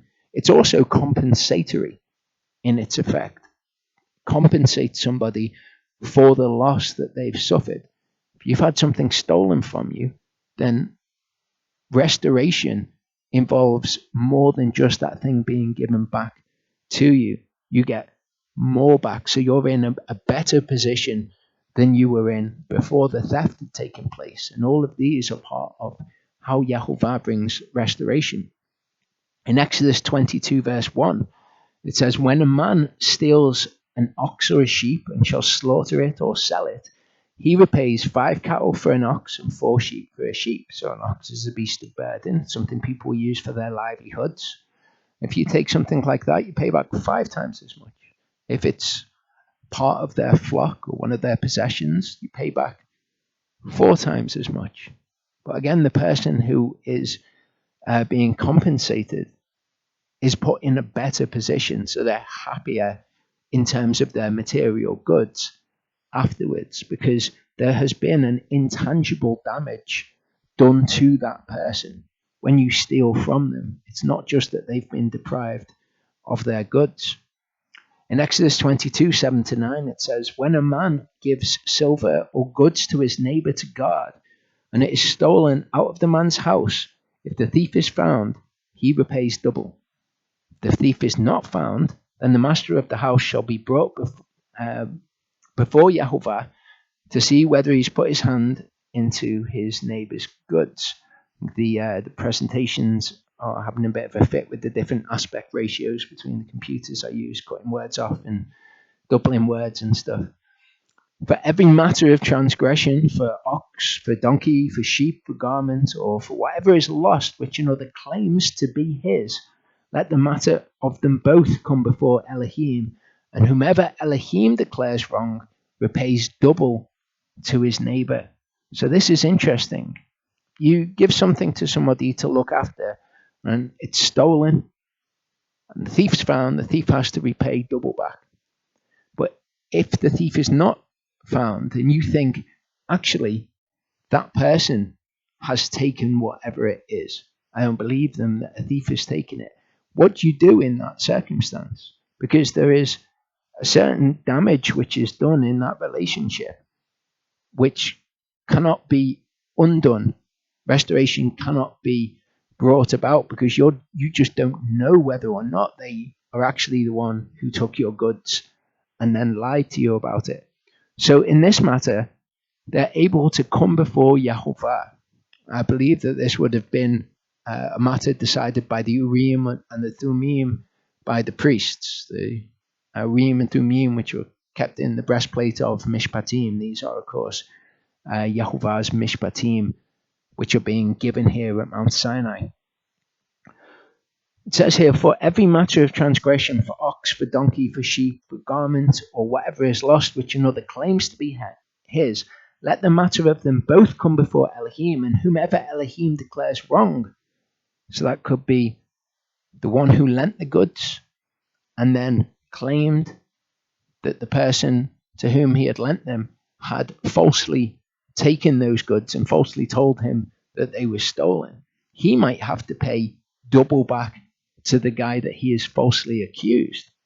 Okay, so if you falsely accuse somebody and you say, I don't believe you, you know that the Torah is going to involve you going before Elohim. And if you're the one that's found to be in the wrong concerning that, you repay back double to that other person. It brings about restoration in these situations. If they're found to have done it, then they have to repay double to you. But bear in mind, they would know that this is the law of the land. So it has an effect also. You're not going to say to somebody, I don't know what happened to the thing that you gave me in my charge. I think somebody stole it. You're not going to say that if somebody didn't steal it, because you're going to know what's going to happen next. You're going to go before Elohim, and it's going to be declared whether or not you have done it. So that law actually prevents people from doing that at all. But if a false accusation is brought, if someone thinks, no, you have done that, then the person falsely accusing will repay back double. Exodus 22:10-13 says, when a man gives to his neighbor a donkey or ox or sheep or any beast to look over or watch over, and it dies or is injured or is driven away while no one is looking, let an oath of Yahovah be between them both, that he has not put his hand into his neighbor's goods, and the owner of it shall accept that and does not repay. Because in this situation, if something's happened to something, okay, the owner of it has to accept the oath of the person who was watching over it. Okay, that they have not done anything to it because nobody was looking. So they say, I don't know what happened.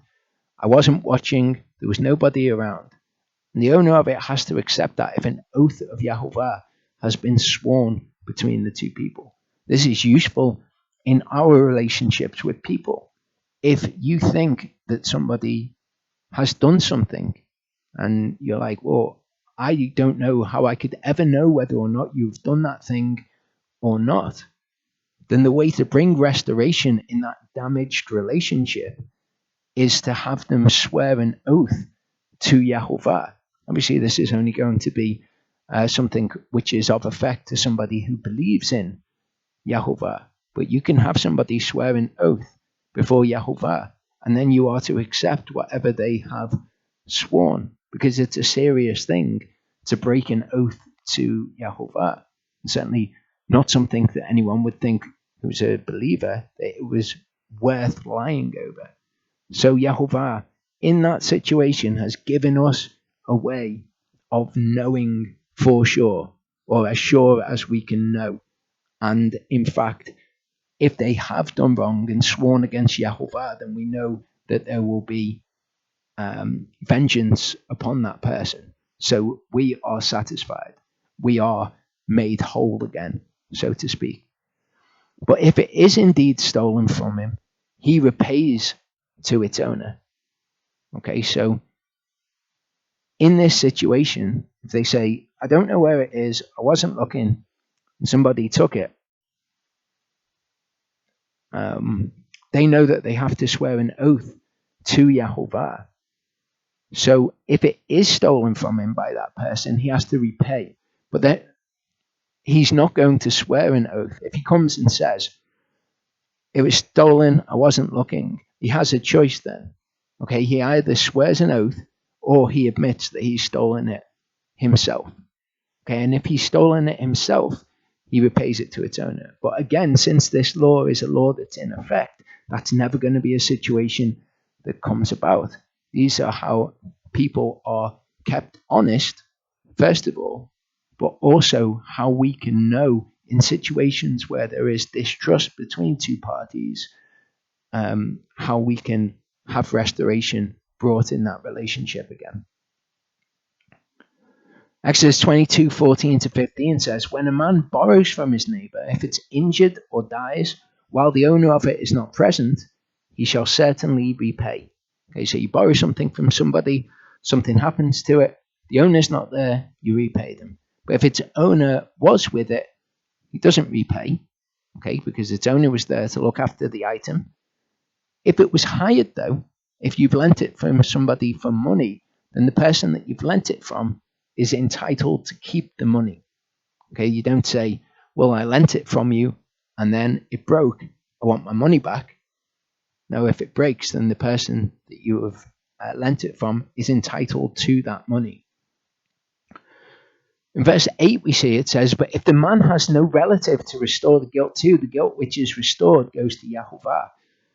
So we can see from this that they would have to be repaid, that they would get a fifth extra. If they're not the one to be repaid, then it would be their relative.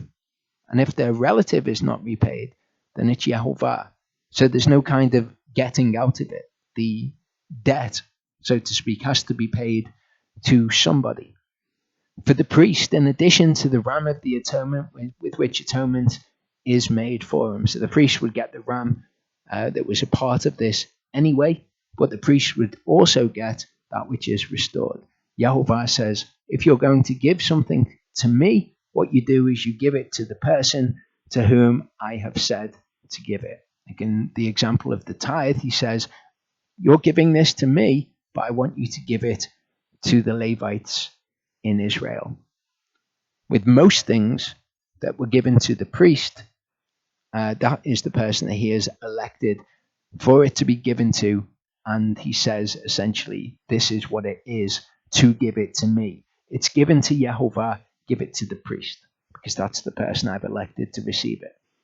And every contribution of all the Kodesh of the children of Israel, which they bring to the priest, becomes his, becomes the priest's. And every man's set apart, every man's Kodesh becomes his. Whatever any man gives the priest becomes his. Okay, so again, this is just Yahovah saying, you're giving it to me, but it becomes the priest's. Ezekiel 33:14-16 gives us a principle of justice that Yahovah has. He says, again, when I say to the wrong, you shall certainly die. If he turns from his sin and does right and righteousness, if the wrong restores the pledge, gives back what he has stolen, and walks in the laws of life without doing iniquity, he shall certainly live, he shall not die. None of his sins which he has committed shall be remembered against him. He has done right and righteousness, he shall certainly live. So this is the sort of thing that we're talking about here.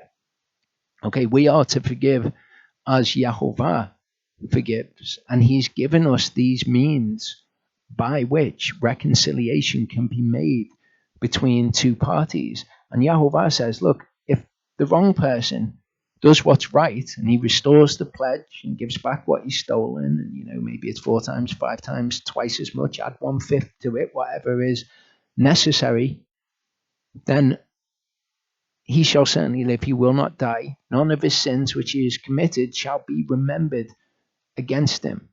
And we are to be forgiving like Yahovah is forgiving. So in a situation, let's say somebody stole something from you, okay, and they do what is right and they repay back 4 times as much, perhaps, then it is not right to remember their sin against that person. These things are designed to bring about reconciliation in that situation. That restoration which is made between the two parties involves much more being given back, and all of those mechanisms that we looked at wherein trust can be re-established between the parties. So a grudge is not to be held from that point onwards because the person has done what is right in restoring those things. And Yehovah spoke to Moshe, saying, "Speak to the children of Israel and say to them, when any man's wife turns and has committed a trespass against him," another situation wherein harm has been done to a relationship, and a man has intercourse with her, and it is hidden from the eyes of her husband, and it is concealed that she has defiled herself, made herself unclean, and there was no witness against her, nor was she caught, and a spirit of jealousy comes upon him, and he becomes jealous of his wife who has made herself unclean, or a spirit of jealousy comes upon him, and he becomes jealous of his wife, although she has not defiled herself. So again, there's another situation here in which trust has been damaged between two parties. If you think that your wife or your husband has cheated on you, then that is going to affect that relationship going forward. What Yehovah does in his Torah is he gives a way for that situation to be brought back to restoration, for reconciliation to be made, so that the man knows that he can trust his wife. And if she has gone astray, then she will suffer punishment because of it. The person knows, as in all those other situations that I went through, that right and justice has been done. Think that your partner has cheated on you, you've got a way to find out for sure so that such a damaging situation is not allowed to continue. Then the man shall come with his wife to the priest, and he shall come with the korban for her. So when we see the word bo being used, it means to come.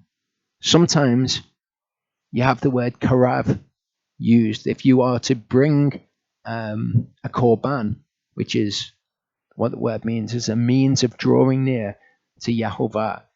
You can either come with that, which means that you're not drawing near to Yehovah with it, or you can karav or nagash with it, which means that you are drawing near to Yehovah with your korban, which is the means by which you draw near. Here, the man isn't going to draw near to Yehovah with this offering. He's going to draw near with the korban for her, for the wife. It's the wife who is going to use this korban to draw near. 1/10 of an ephah of barley flour. He is not to pour oil on it, nor frankincense on it, because it is a mincha of jealousy, a mincha for remembering, for bringing iniquity to remembrance. So, because it's this mincha, which is this mincha of jealousy, mincha bringing iniquity to remembrance, you don't put oil and frankincense on it. Frankincense makes it smell in a certain way, and oil is, it's kind of like making it nicer, like dressing it up with these things. You don't do that. It's a functional offering. It's a mincha for jealousy. Just bring the ephah of barley flour. And the priest shall draw near to her, and shall make her stand in the presence of Yehovah. And the priest shall take the kadosh water in an earthen vessel, and take some of the dust that's on the floor of the dwelling place, and he puts it into the water. And the priest shall make the woman stand in the presence of Yehovah, and shall uncover the woman's head, and put the mincha for remembering in her hands, which is the mincha of jealousy, while the priest holds in his hands the bitter water that brings a curse.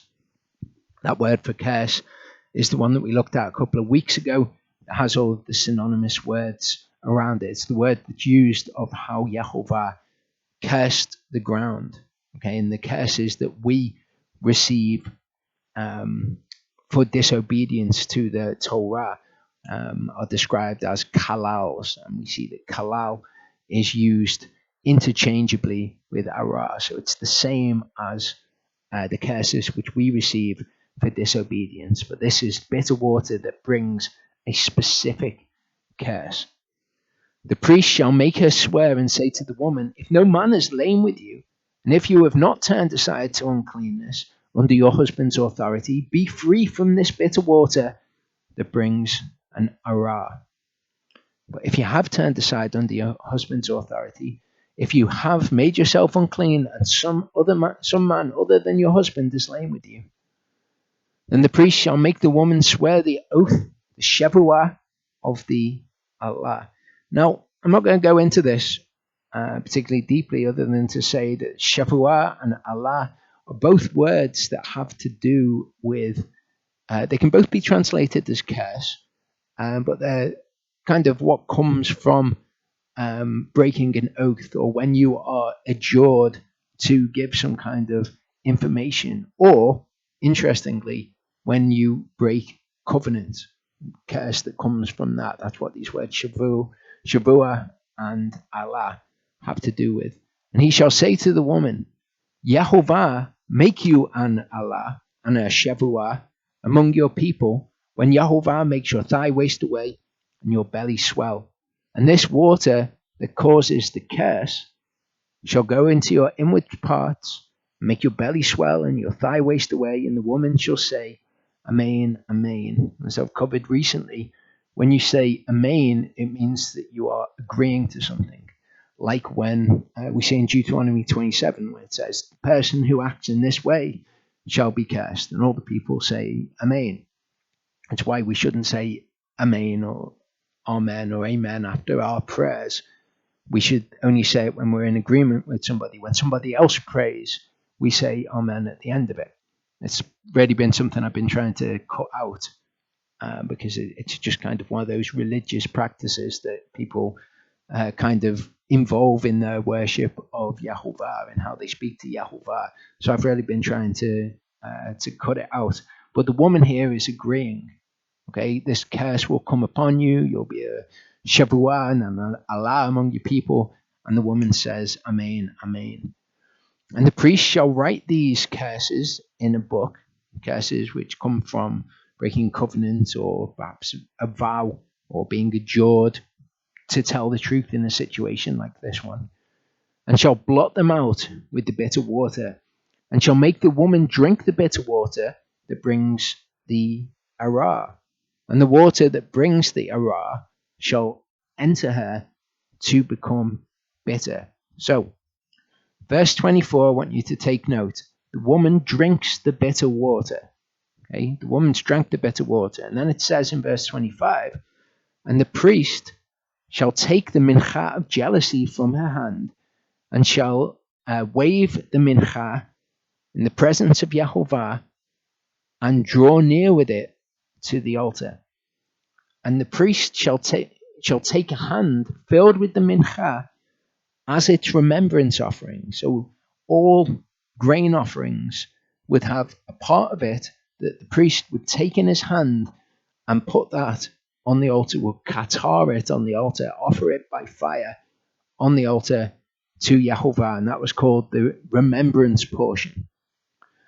He katars it on the altar, and afterward make the woman drink the water. It's very interesting.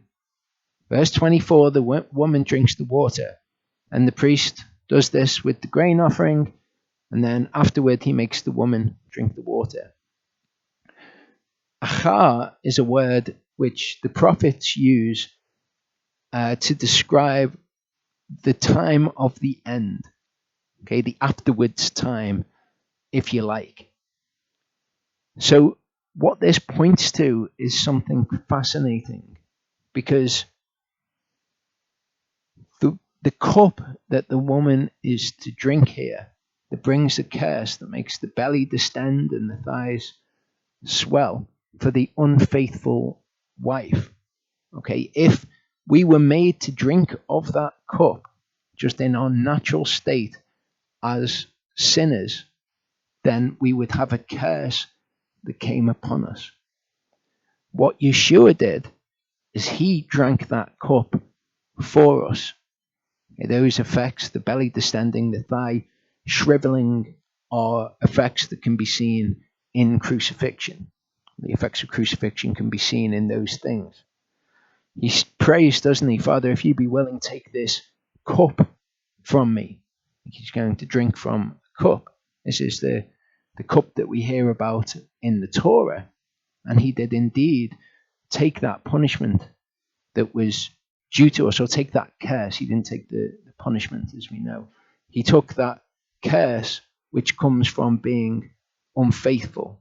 It says that he, through that, forgave the sins that people committed in the old covenant, for example. So for all those people who were unfaithful to Yahuwah, Yeshua drank of that cup. But this speaks of a second drinking of that same water, of that same cup. And that is something which we will have to do. Okay, we've entered now into covenant with Yahuwah. We are betrothed to Yahuwah. The scriptures tell us that when you're betrothed to somebody, they are your spouse, they are your husband or your wife when you've become betrothed to them. So from the point that we have salvation, which is to be washed clean of your sins, we know that Yeshua says that there were few in the church of Sardis who would walk with him in white because they were worthy and they had not defiled their clean garments that they had been given. So they will walk with him in white. Marriage talk that we have there. We will have to drink of the cup, so to speak. We will be judged by the actions that we have taken. And if after we've been sanctified, purified by Yeshua's blood, forgiven, if after that point we have been unfaithful to him, we've defiled our garments, so to speak, then the curse will come upon us. So there is this second drinking of the cup with us. What we see in the book of Exodus, it says, "For you do not bow yourselves to another god, for Yahuwah, whose name is jealous, is a jealous ale." Exodus 34 is the passage of scripture wherein Yahuwah reveals his name to Moshe. He's kind and he's compassionate, he's merciful, he's patient. He's kind to those who love him, but he will not forgive iniquity, or he will punish iniquity rather. And after this, it tells us that his name is jealous. He is a jealous ale. He's zealous for his bride. We're told in Psalm 106, 39 to 40, "So they became unclean by their own works and went whoring by their own deeds." So our works and our deeds are ways that we can defile ourselves, defile our garments, and that we can fornicate, or we can go whoring, commit adultery. Now that we're in covenant with Yahuwah, be unfaithful to Yahuwah through our works and through our deeds. And the wrath of Yahuwah burned against his people. So there's that common belief that, when people talk about have you been saved, that is some kind of thing which happens and will affect ultimately how you are judged. What being saved is to be washed clean of your sin. You then have a choice of whether or not you're going to remain undefiled. People defile themselves with all sorts of sin, and not that I want to say they think that sin is okay. They obviously recognize that sin is wrong, but they think that the fact that they've been saved means that ultimately they're going to be okay. Perhaps they're going to be involved in taking drugs, watching pornography, looking and lusting after other women when they're married. Yahovah says his people have eyes full of adultery, but people think that they are okay because they have been saved, because Yeshua's done that for them and they were washed clean of their sins, that they don't have to walk correctly from that point onwards.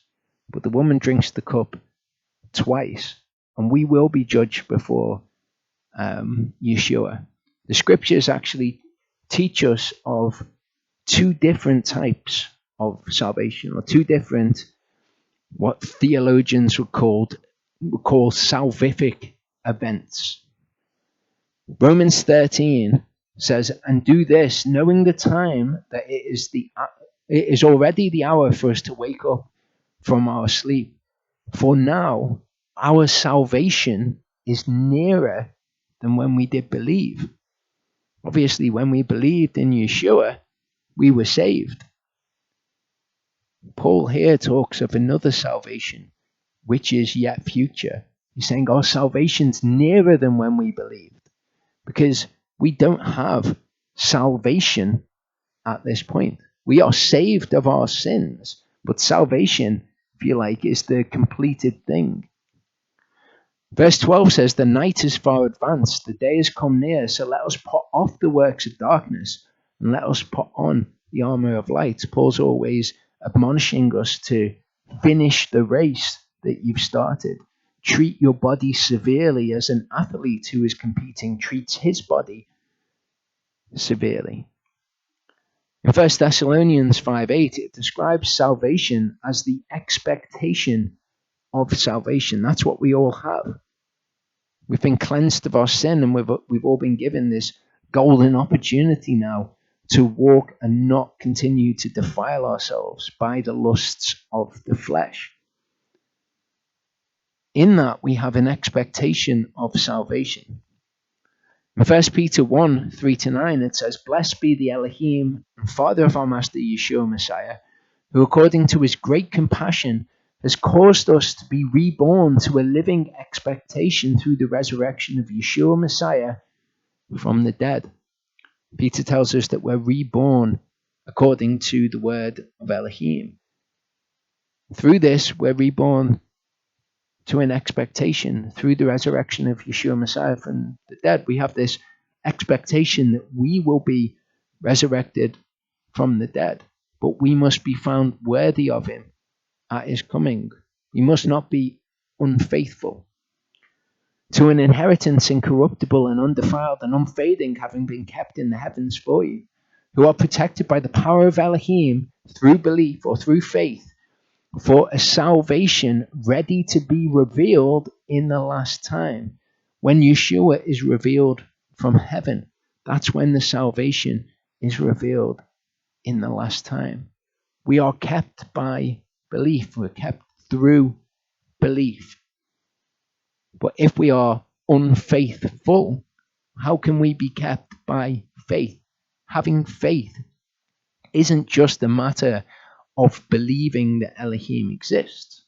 Of course, we saw at the beginning of the Torah portion how the children of Israel were freed from Egypt, and they saw Elohim act so incredibly powerful, so as to part the sea for them, to give them victory over their enemies. They knew that he exists. They believe that he exists much more than, I would say, most people on the earth today know that he exists. They were right there with him in the situation. He was leading them across the planet. So they believed that he existed, but they did not have faith in him. We're told in Hebrews 13 that the word did not profit them because it was not mixed with faith. Hebrews 13, it's Hebrews 3 and 4, rather. That the gospel was preached to them, but it did not profit them because it was not mixed with faith. We are kept to this salvation by faith if we continue. But as Peter's going to continue and show us here, that faith has to be tested. And if we fail in those tests, then we will not be found worthy of him. We will be found to be that unfaithful bride, in which you exult, even though for a little while, if need be, for you have been grieved by manifold trials. These trials are ways that your faith is proved, your faith is tested, in order that the proving of your belief, much more precious than gold that perishes and proven by fire, might be found to result in praise, respect, esteem at the revelation of Yeshua Messiah. This will be this salvation, yet future, that we look to. If our faith is tested and it's proved, just like you'd prove metal by testing it in the fire, will be found to result in praise, respect, and esteem at his coming. We will be worthy to walk with him in white. Verse 8 says, whom having not seen you love, in whom you exult with unspeakable, not sure what that word is there, joy, yet not seeing, but believing, obtaining the goal of your belief, the salvation of your souls. Okay, so at his revelation from the heavens, that salvation which is to be revealed in the last time is the goal of our belief. Our belief has to be tested all that way through. And then the goal of that, the end of that, is the salvation of our souls. We've all been saved, but we will not all have this salvation of our souls at the end. Many are called, but few are chosen. Hebrews 3 verse 14 says, for we have become partakers of Messiah if we hold fast the beginning of our trust firm to the end. If it's not something which is guaranteed because you've been saved. Being saved is not how you get your place in the kingdom of heaven. Being saved is a great act of mercy and grace by the King. Gives you a second chance. In Ezekiel 33 verse 13, it says, when I say to the righteous that he shall live, and he is trusted in his righteousness and shall do unrighteousness, none of his righteousness shall be remembered. Because of his unrighteousness that he's done, he shall die. So when Yehovah tells us that you shall live, okay, you have been saved. And you trust in righteousnesses that you've done in the past. That's what you trust in. And you do unrighteousness. None of those righteousnesses are going to be remembered. It doesn't matter what you've done. It doesn't matter if you repented. It doesn't matter if you accepted Yeshua. It doesn't matter if you were saved and washed clean of your sins. None of that is going to be remembered because of the unrighteousness that you've done. Okay, it's a bit like pressing the reset button. Okay, none of that's remembered. You've done unrighteousness. What you need to do now, you need to repent and start that walk again. I know that there will be many people who are watching this who are in that position. They've trusted in the fact that they were saved. They've trusted in the fact that they've done righteous works. Like the Israelites when they came with everything to offer for the tabernacle, which was great. Well done, guys. But then they failed. They did unrighteousness. And none of that stuff that they'd done before was remembered because of the unrighteousness which they had done.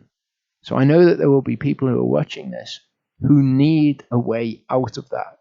Because where you end up with that is you shall certainly die. Because of that unrighteousness that you've done. You've defiled yourself in some way. The way out of it is to turn to Yehovah and leave those things behind you. If you still have things in your life that you haven't fully left behind, that you still entertain the idea of going back to, even if you don't want to, even if it upsets you or it distresses you that you keep turning back to those things, you still haven't excluded them from your life and actually turned from them. That's what you need to do. Verse 27 says, and when he has made her drink the water, then it shall be, if she's defiled herself and has committed the trespass against her husband, that the water that brings the curse shall enter into her and become bitter, and her belly and her thighs shall waste away, and the woman shall become a curse among her people. That word connected with breaking a vow, or being adjured to tell the truth, or breaking a covenant. This is the second time that the woman drinks of the water. Okay, and we will be judged before Yahovah. We will be brought into the presence of Yahovah and judged also. If we've committed the trespass against our husband, then it will not end well with us.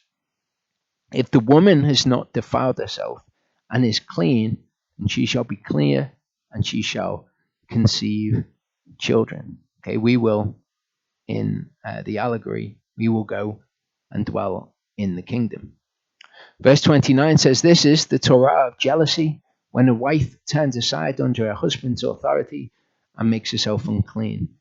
Or when a spirit of jealousy comes upon a man and he's jealous of his wife, then he shall make the woman stand before Yahovah and the priest to do to her all this Torah.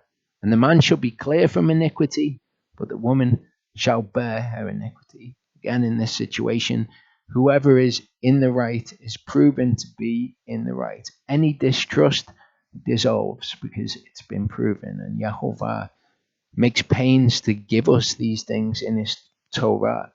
He understands human psychology. Okay, and these are the effects of these things. We know somebody who thinks their wife's cheated on them, and then it's proven that that hasn't happened. That then restores that trust that he has in his wife.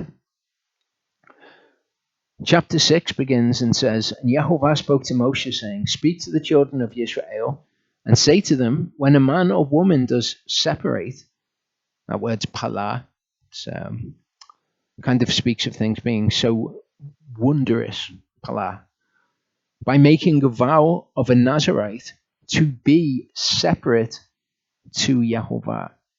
So this is something that Yahovah's people could do.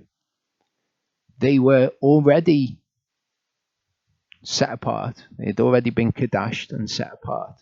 But what they could do is netzar themselves to Yahovah. And netzar, which is the verb, it's what you do. And netzer, which is the noun, the thing of separation, speaks of those things which are set apart. It's a word which is synonymous with holy, with kadash. So this person separates himself to Yahovah. He separates himself from wine and strong drink. He drinks neither vinegar of wine, nor vinegar of strong drink. Neither does he drink any grape juice, nor eat grapes or raisins. All the days of his separation, he does not eat whatever is made of the grapevine from seed to skin. All the days of the vow of his separation, a razor does not come upon his head until the days are completed for which he does separate himself to Yahovah. He is set apart, he is kadosh, he shall let the locks of his hair grow long. So these are people within Yahovah's people who further set themselves apart. That's what the word netzer means. Okay, netzer is the noun, it is separation. To natsar is to separate. That's the verb. You separate, and then what have you done? You've created a netzer, a separation. All the days of your separation are the days that you have taken this vow to Yahovah. You can see here at the bottom, properly, something set apart. It's a synonymous phrase with kadosh, to be set apart. Much like the Holy of Holies had been set apart from that which is set apart, the netzer, that separation, is set apart from which is already set apart. All the days of his separation, that's where the verb is used, to Yahovah, the days of his separating would probably be a better translation. He does not go near a dead body. He does not make himself unclean for his father or for his mother, for his brother or his sister when they die, because his separation to Elohim is on his head. all the days of his separation, he is set apart to Yahovah. Okay, and this is from people who are already set apart. What this brings me in mind of is Yahovah's people. As I mentioned, many are called, many are made holy, many are saved, but not all are chosen. Not all will have that salvation at the end. The goal of our belief is the salvation of our souls. So those people are set apart from Yahovah's set apart people. They set themselves apart in very much the same way that a Nazarite does.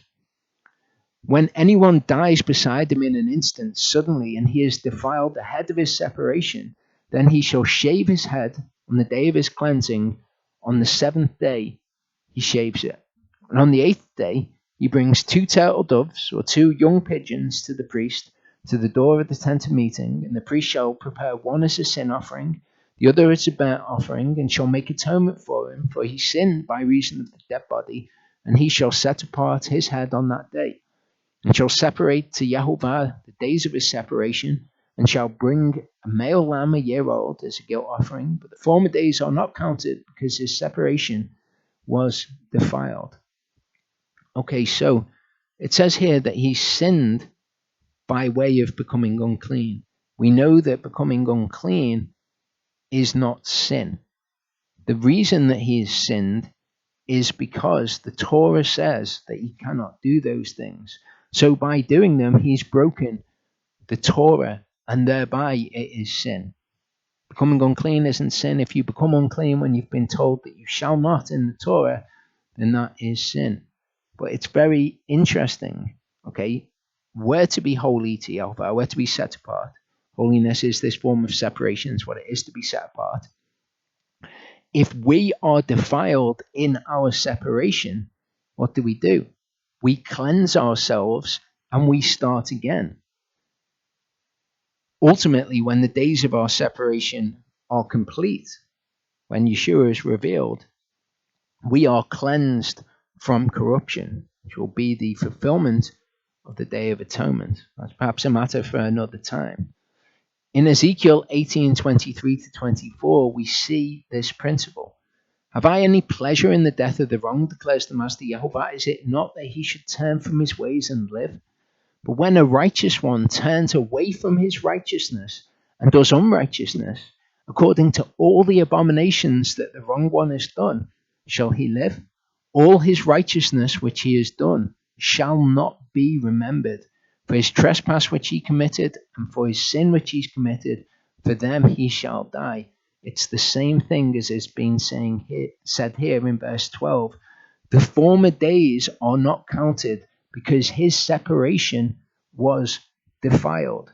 Our separation is defiled when we sin and we do unrighteousness. And as Yahovah says, all his righteousnesses that he's done shall not be remembered. The former days are not remembered. Matthew 13:40-41, we do see this time of the end when we will be fully cleansed, the Day of Atonement having been fulfilled in heaven. Matthew 13:40-41 says, As the darnel then is gathered in and burned in the fire, so it shall be at the end of this age. The Son of Adam shall send out his messengers, and they shall gather out of his kingdom all causes of sin and those doing lawlessness. Okay, so they're gathering these things out of his kingdom. We're told the kingdom is like a dragnet. The good is separated from the bad. So within his kingdom, there's the good and the bad. Many are called, but few are chosen. Now, this verse is particularly interesting to me when I read it, because I remember praying to Yahovah. Anyone who's been watching the videos for a while will know that the way that I used to pray about things is I used to pray, and then I'd pick up the scriptures where I was at in the scriptures, and I'd continue reading, and answers were in those passages of scripture. It's not something that I recommend. I think that it is testing Yahovah to do that.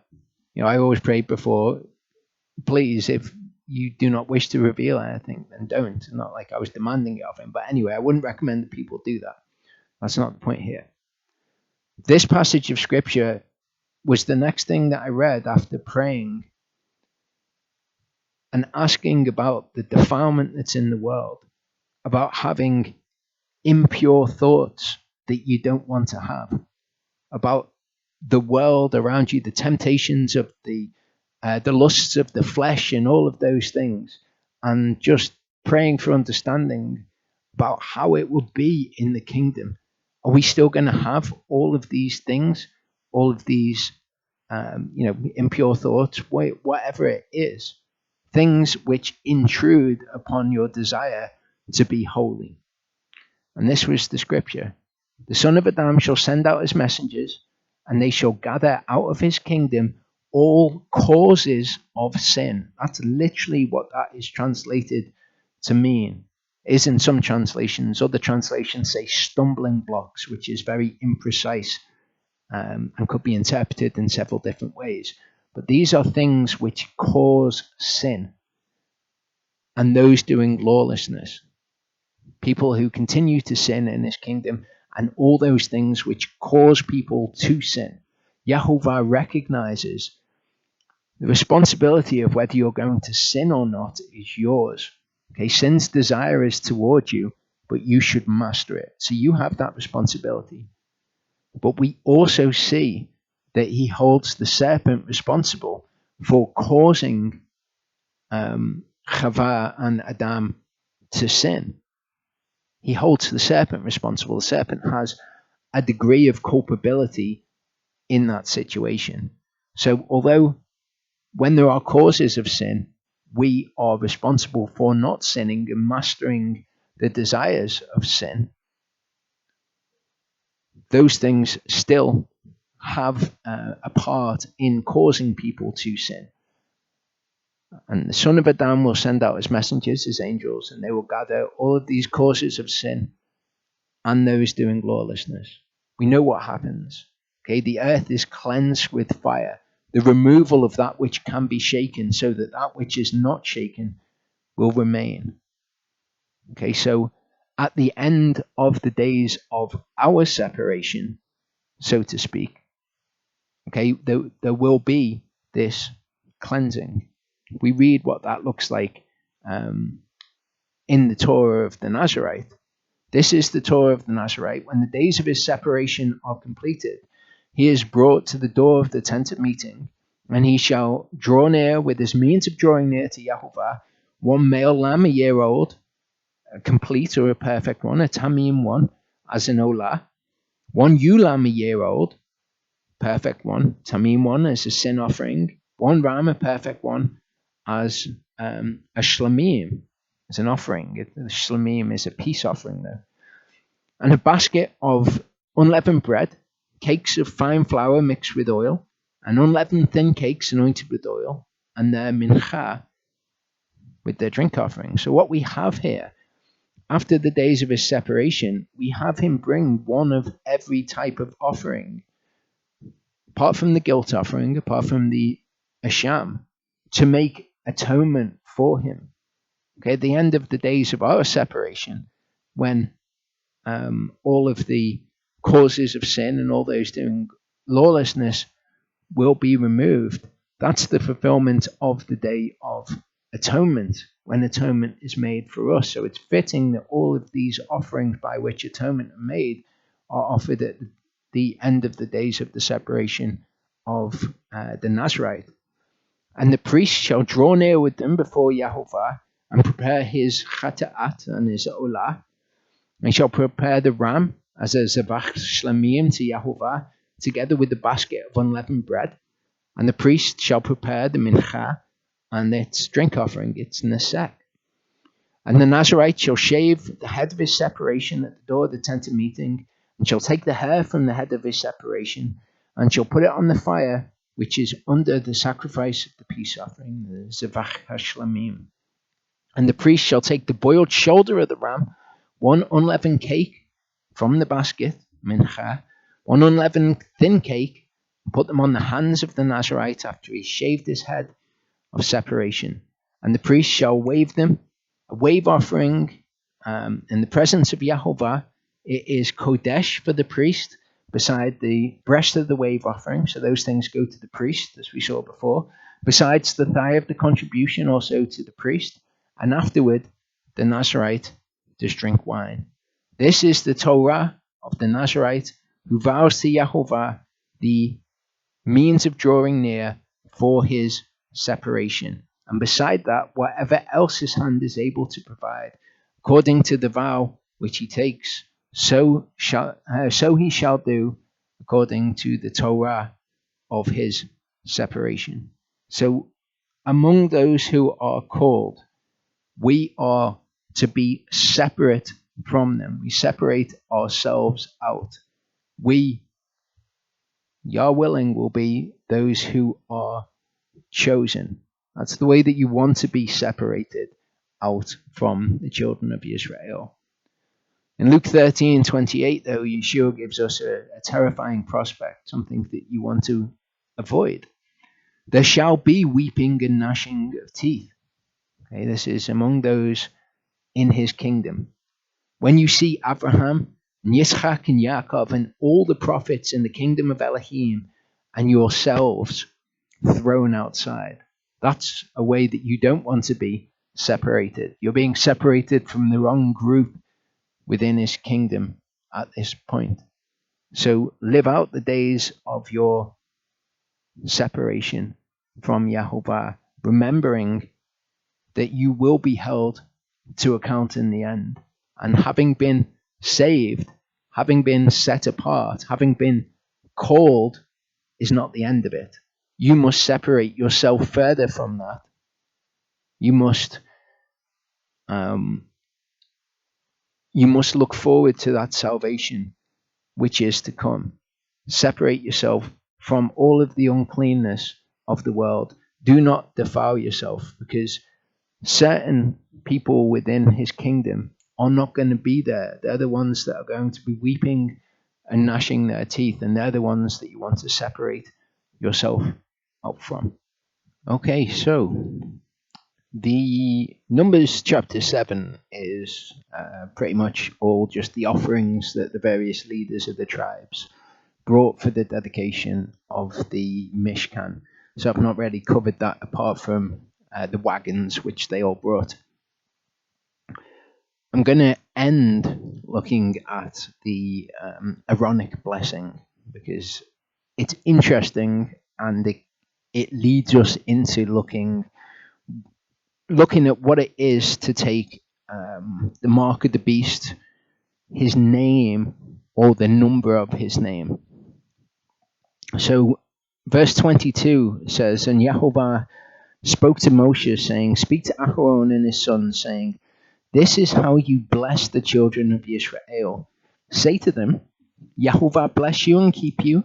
Yahovah makes his face shine upon you, make his face shine upon you, and show favor or grace to you. Yahovah lift up his face upon you and give you peace. And all of those are elements of his name, how Yahovah is and what Yahovah does. Thus they shall put my name on the children of Israel, and I myself shall bless them. So this is how the priests are to put Yahovah's name on Israel. Revelation 13:16-17 says, and he causes all, both small and great, and rich and poor, free and slave, to be given a mark upon their right hand or upon their foreheads, that no one should be able to buy or sell except he that has the mark, or the name of the beast, or the number of his name. Okay, so in order to buy or sell, you're going to need one of three things. You're either going to need the number of his name, or his mark. Revelation 13 is 18 verses long. So verse 17 speaks of no one's able to buy or sell except he that has the mark or the name of the beast, the number of his name. And we have verse 18, which is, here is wisdom. This is he who calculates the number of his name. The very next verse is Revelation 14, verse 1. And I looked and saw a lamb standing on Mount Zion, and with him 144,000, having his father's name written upon their foreheads. Okay, so you see the contrast which is being drawn here between these two things. Those who have the mark of the beast on their hand, on their forehead, or his name, or the number of his name, and those who have the name of the Father written upon their foreheads. And 144,000 are obviously those who are protected during this time. This is the word which is translated as beast. You might have seen I put it in blue as therion. Okay, therion is just the word that is used to say beast. If I wanted to talk of a wild animal, I would talk of a therion, like the beasts on the earth, or the therions on the earth. But when we see these therions, we see that they are actually referred to in prophecy. When we see a therion or a wild animal or a beast in prophecy, it has a different meaning and it tells us something different. So this is the Septuagint. Okay, so obviously the New Testament's written in Greek. We would be looking for this term, since it is a general term. It's not a specific term. It's not a technical term. It's just a term for wild animal or wild beast. Daniel 7:3-7 says, and there came up 4 great beasts, 4 great therions out of the sea, differing from one another. If you read Revelation 13, you'll know that the first beast comes up out of the sea also. So these are 4 great therions, 4 great beasts that come up out of the sea.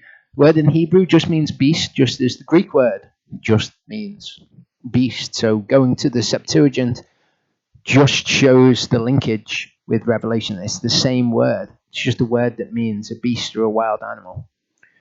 The first of these 4 great beasts that came out of the sea was as a lioness, and her wings as an eagle's wings. I beheld until her wings were plucked, and she was lifted off from the earth, and she stood on human feet, and a man's heart was given to her. And behold, a second therion, like a bear, and it supported itself on one side, and there were 3 ribs in its mouth between its teeth. And thus they said to it, arise, devour much flesh. After this one I looked, and behold, another therion, as a leopard. And it had 4 wings of a bird upon it, and the therion had 4 heads, and power was given to it. After this one I looked, and behold, a 4th therion, dreadful, terrible, exceedingly strong, and its teeth were of iron, devouring and crushing to atoms, and it trampled the remainder with its feet.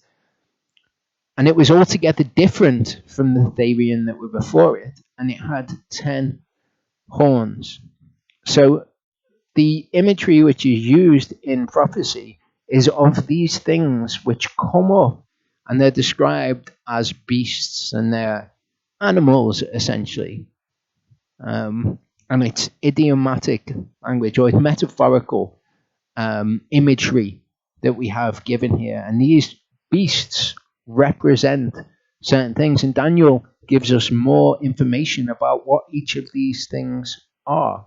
Okay, these beasts are kingdoms. The first beast, the lioness with the wings, that is the kingdom of Babylon. Then we have the kingdom which comes after it, which is the kingdom of the Medes and the Persians. Then we have the kingdom of Greece, and then we have Rome. They are the 4 beasts that you see in Daniel 7. These things are explained throughout the rest of Daniel and the rest of the images of various beasts that he sees. We have this narrative told to us of these 4 kingdoms on the earth, from Babel, which is the kingdom which was on the earth at the time when Daniel was around, and King Nebuchadnezzar. So a beast is a kingdom. It represents a kingdom. But what we're going to see as we go through is it also represents the thing, the spiritual power behind that kingdom.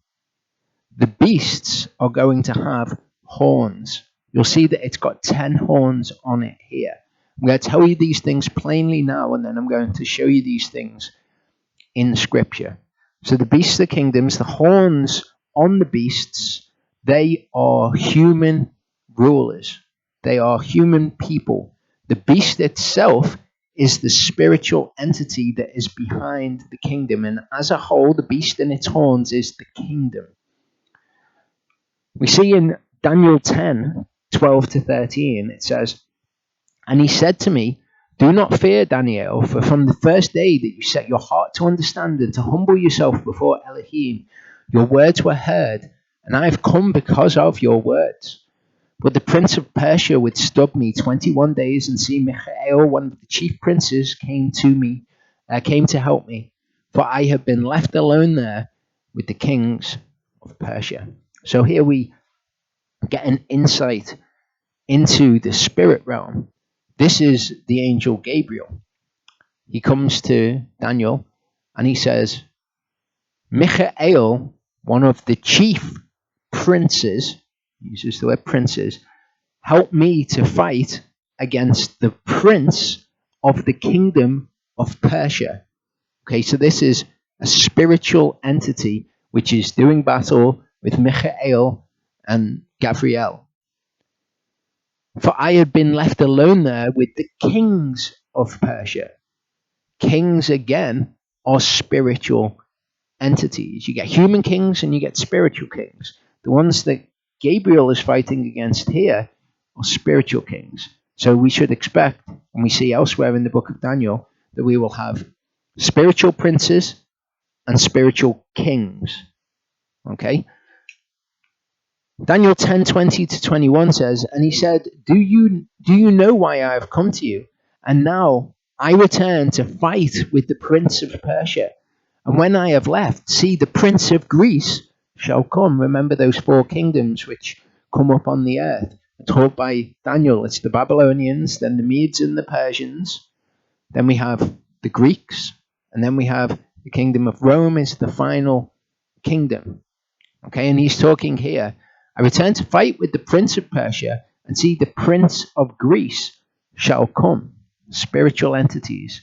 "But let me declare to you what is written in the scripture of truth, and there is no one supporting me against these except Michael, your prince." So again, spiritual entity. Michael, the chief archangel, he is a prince, just like the prince of Persia and the prince of Greece, or the prince of Grecia. In Deuteronomy 32 verse 8, in the Septuagint, it's actually different in the Masoretic text. Instead of according to the numbers of the angels of God, it says according to the number of the children of Israel, which just doesn't make any sense. But the original text that the Septuagint was translated from said something different. It says, "When the Most High divided the nations, when he separated the sons of Adam, he set the bounds of the nations according to the number of the angels of God." And we have these spiritual entities over particular regions. We've got the Prince of Persia involved with the kingdom of Persia, and that is the dominion of the Prince of Persia. We've got the Prince of Greece mentioned as well. We've also got kings mentioned, the kings of the Medes and the Persians, the king of Greece. All of these are mentioned in the context of spiritual entities. And we see that Yahovah divided the nations according to the number of the angels. Ephesians 6 verse 12 says, "Because we do not wrestle against flesh and blood, but against principalities, against authorities, against the world rulers of the darkness of this age, against spiritual matters of wickedness in the heavenlies."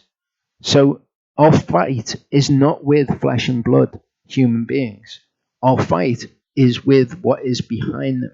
It is on a spiritual level. When you're talking about a kingdom, it doesn't matter who's in charge of it. That would be a horn on the beast, the human that's in charge. But it's the beast, the spiritual entity. These are the things that we see fighting against each other. In fact, when Greece defeats the Medes and the Persians, we see Daniel describe that as the beast, the he-goat, charging into the ram, which is the kings of the Medes and Persians. So these beasts are what are in conflict with each other. They have horns, but the horns are borne about on the beast. It's what's behind the kingdom spiritually, which is important. In Daniel 8:4-5, it says, "And I saw the ram butting westward and northward and southward, and no beast could stand before him." Same word used there, it's just a beast, a wild animal. These are the spiritual entities. So no beast could stand before this ram. No beast was able to stand before him. There was none that could deliver out of his hand, and he did according to his will and became great. And I was considering, and behold, a he-goat came from the southwest on the face of the whole earth, and touched not the earth, and the goat had a horn between his eyes. So remember what I was explaining, that the horns are the physical rulers. The beasts are the spiritual entities.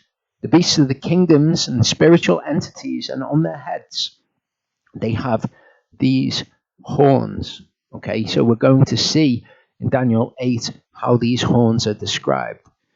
Daniel 8:20-21. The ram which you saw, which is described as a therion, as a beast, having two horns, are the kings of the Medes and Persians. So the beast, it says here, this beast are the kings of the Medes and Persians. In Hebrew, you have when you have something which is, there's a multiple of it, it's in the plural, the words around it are going to be pluralized too. So instead of saying, the ram which you saw is the king of Media and the king of Persia, it says the ram are the kings of Media and Persia, because Media and Persia, the kings, that's a plural thing, so the word are is used instead of the word is. Okay, it's something that's there in the Hebrew which points us to a great discovery here. So the ram are the kings of Media and Persia. So these are the spiritual entities. The ram, the beast, spiritual entity, and what it is the spiritual entities, the kings of Media and Persia. This beast as a whole is the spiritual entities. We saw before the prince of Persia. Here we see the kings of Persia, the kings of Media, the kingdom of the Medes and the Persians. Then it tells us about this he-goat, which Daniel sees charging towards it. It says the male goat is the king of Greece. We saw before the prince of Greece. This beast is the king of Greece, and the large horn between his eyes is the first king. Okay, so we've got two kings that are mentioned there. We've got the king of Grecia, like the prince of Grecia, which is a spiritual entity that Michael and Gabriel are involved in fighting against. And on the head of this beast which was seen, which is the king of Greece, is the first king.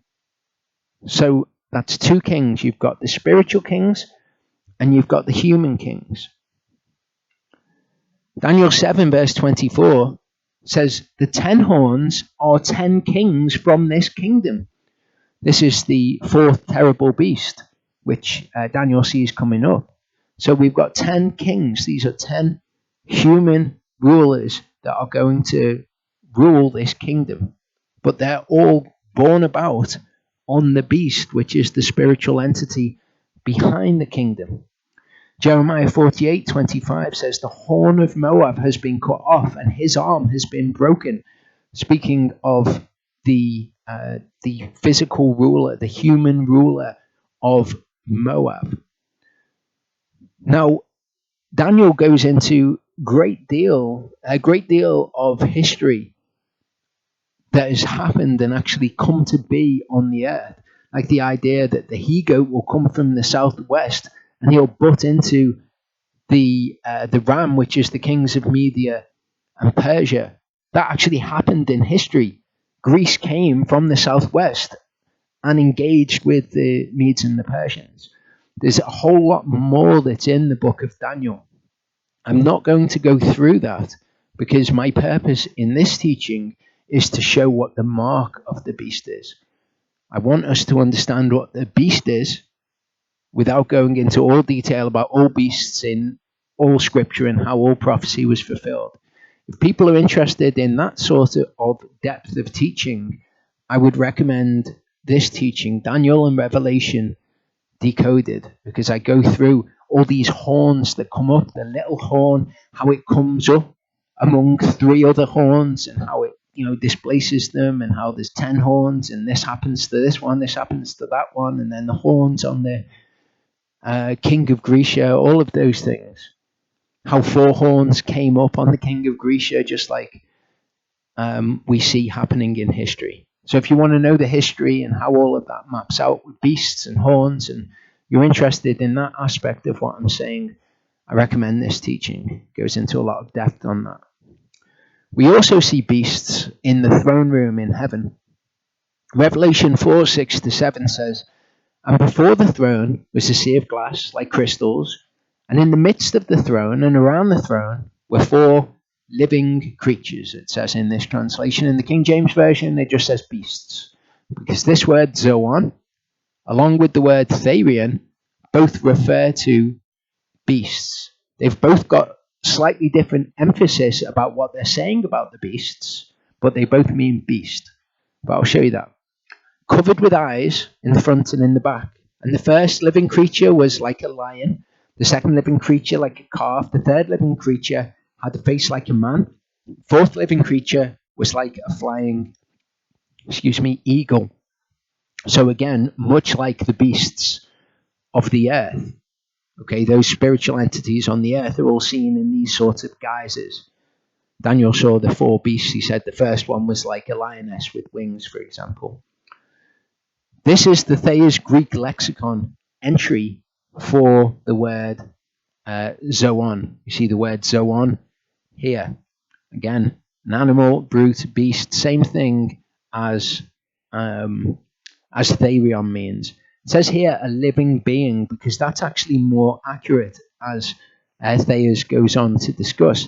It says here zoon differs from therion. It says that they're synonyms. It says zoon differs from therion, at least etymologically. That means where that word came from linguistically. So the word zoon, it says here, in giving prominence to the vital element, vitality, life. So what is being emphasized about the beasts that are in heaven is their vitality or their life, while therion emphasizes the bestial element. So when we think of the beasts on the earth and we use a word that means beast, what's emphasized by that word is their bestial element. And that's quite fitting, because they're the evil powers on the earth, the world rulers of darkness, so to speak. What's emphasized about the beasts in heaven when we call them beasts is their vitality and their life, which again is fitting for the beasts in heaven. But they're the same. Okay, we see them, they look the same, but they are referred to, one emphasizing vitality, one emphasizing their bestial nature, but both of the words are synonymous and they mean beast. That's why the King James translates them both as beast. Revelation 13:11-18 then says, "And I saw another beast, another therion, coming up out of the earth, and he had 2 horns like a lamb, and he spoke like a dragon." So the 2 horns are humans on the earth, human rulers, human leaders, and this beast is this spiritual entity. This beast has 2 horns like a lamb. Okay, so they appear like a lamb, obviously associated with Yeshua, but spoke like a dragon. And what we're going to go on to learn in Revelation is that this second beast is the false prophet. Looks like a lamb, speaks like a dragon. Its 2 horns, the 2 things that you're going to actually see on the earth, look like a lamb, but speak like a dragon, and this is the false prophet. He exercises all the authority of the first beast in his presence, causes the earth and those who dwell in it to worship the first beast whose deadly wound was healed. That's something that's been mentioned previously. So he causes everyone on the earth, those who dwell in it, to worship the first beast. So when we are looking for the false prophet, we should be looking that they are causing those people on the earth to worship something. And what's going to be behind that thing is this first beast. I go into more detail about this in the teaching that I put up, but this understanding is sufficient for now. He does great signs so that he makes fire come down from the heaven on the earth before men. Okay, so that's going to be something that we're going to recognize when we see it. When this beast, who brings about this mark of the beast, comes about, he's going to do great signs, even making fire come down from heaven. It's not going to be something that we're going to easily miss here. It says he leads astray those dwelling on the earth because of those signs. So when we're looking for a false prophet, we're going to be looking for two human counterparts of the false prophet, and they're going to be leading people astray because of the signs, not for any other reason. They lead them astray because of the signs, including the fire coming down from heaven. So when we who are equipped with the word of Elohim see these things happening on the earth, if indeed it is us in the last generation, then we will recognize what this is and what we can expect from it, which he was given to do before the beast, the first beast, saying to those dwelling on the earth to make an image to the beast who was wounded by the sword yet lived. So what we're going to see is people on the earth going to be led astray because of these signs, fire coming down from the earth. They're going to be told to make an image to the beast. This word image is an icon. An icon is like a statue. It's when we talk of people worshipping images that are statues. That's the word that is used there. It's an icon. It's like a giant statue, a giant carved image. That's what the image of the beast is, the icon. So he tells the people on the earth, go and make an icon. So he's deceiving them by the signs, and then he tells them to make an icon. This is what we are waiting for. Who was wounded by the sword yet lived. And there was given to him to give a spirit to the icon of the beast, that the icon of the beast should both speak and cause to be killed as many as would not worship the image of the beast. So this is something very particular that we're looking for here. Deceive the people. When the people are deceived, tell them to build an icon. When they build the icon, give a spirit to the icon so that it should speak and so that it should cause to be killed as many as would not worship it. That's very specific. We don't have anything, and people will take many things in the world and they'll try to shoehorn them into the prophecies, and they'll say, well, look, this fulfills this part of it, or it fulfills that part of it. But what we're looking for is something that fulfills all of this. So we want an icon which is caused to speak by being given a spirit and causes as many as would not worship it to be killed. Okay, so worship the icon, otherwise you'll be killed. And it will speak because it's been given a spirit. And it's been made by the people of the earth when they've been told to make it, when they've been led astray with great signs, including fire coming down from heaven. And he causes all, both small and great, and rich and poor, and free and slave, to be given a mark on their right hand or upon their foreheads. It's part of this sequence of events. Okay? So these people are all led astray through these signs. There's this icon of the beast which is speaking and causing people who won't worship it to be killed.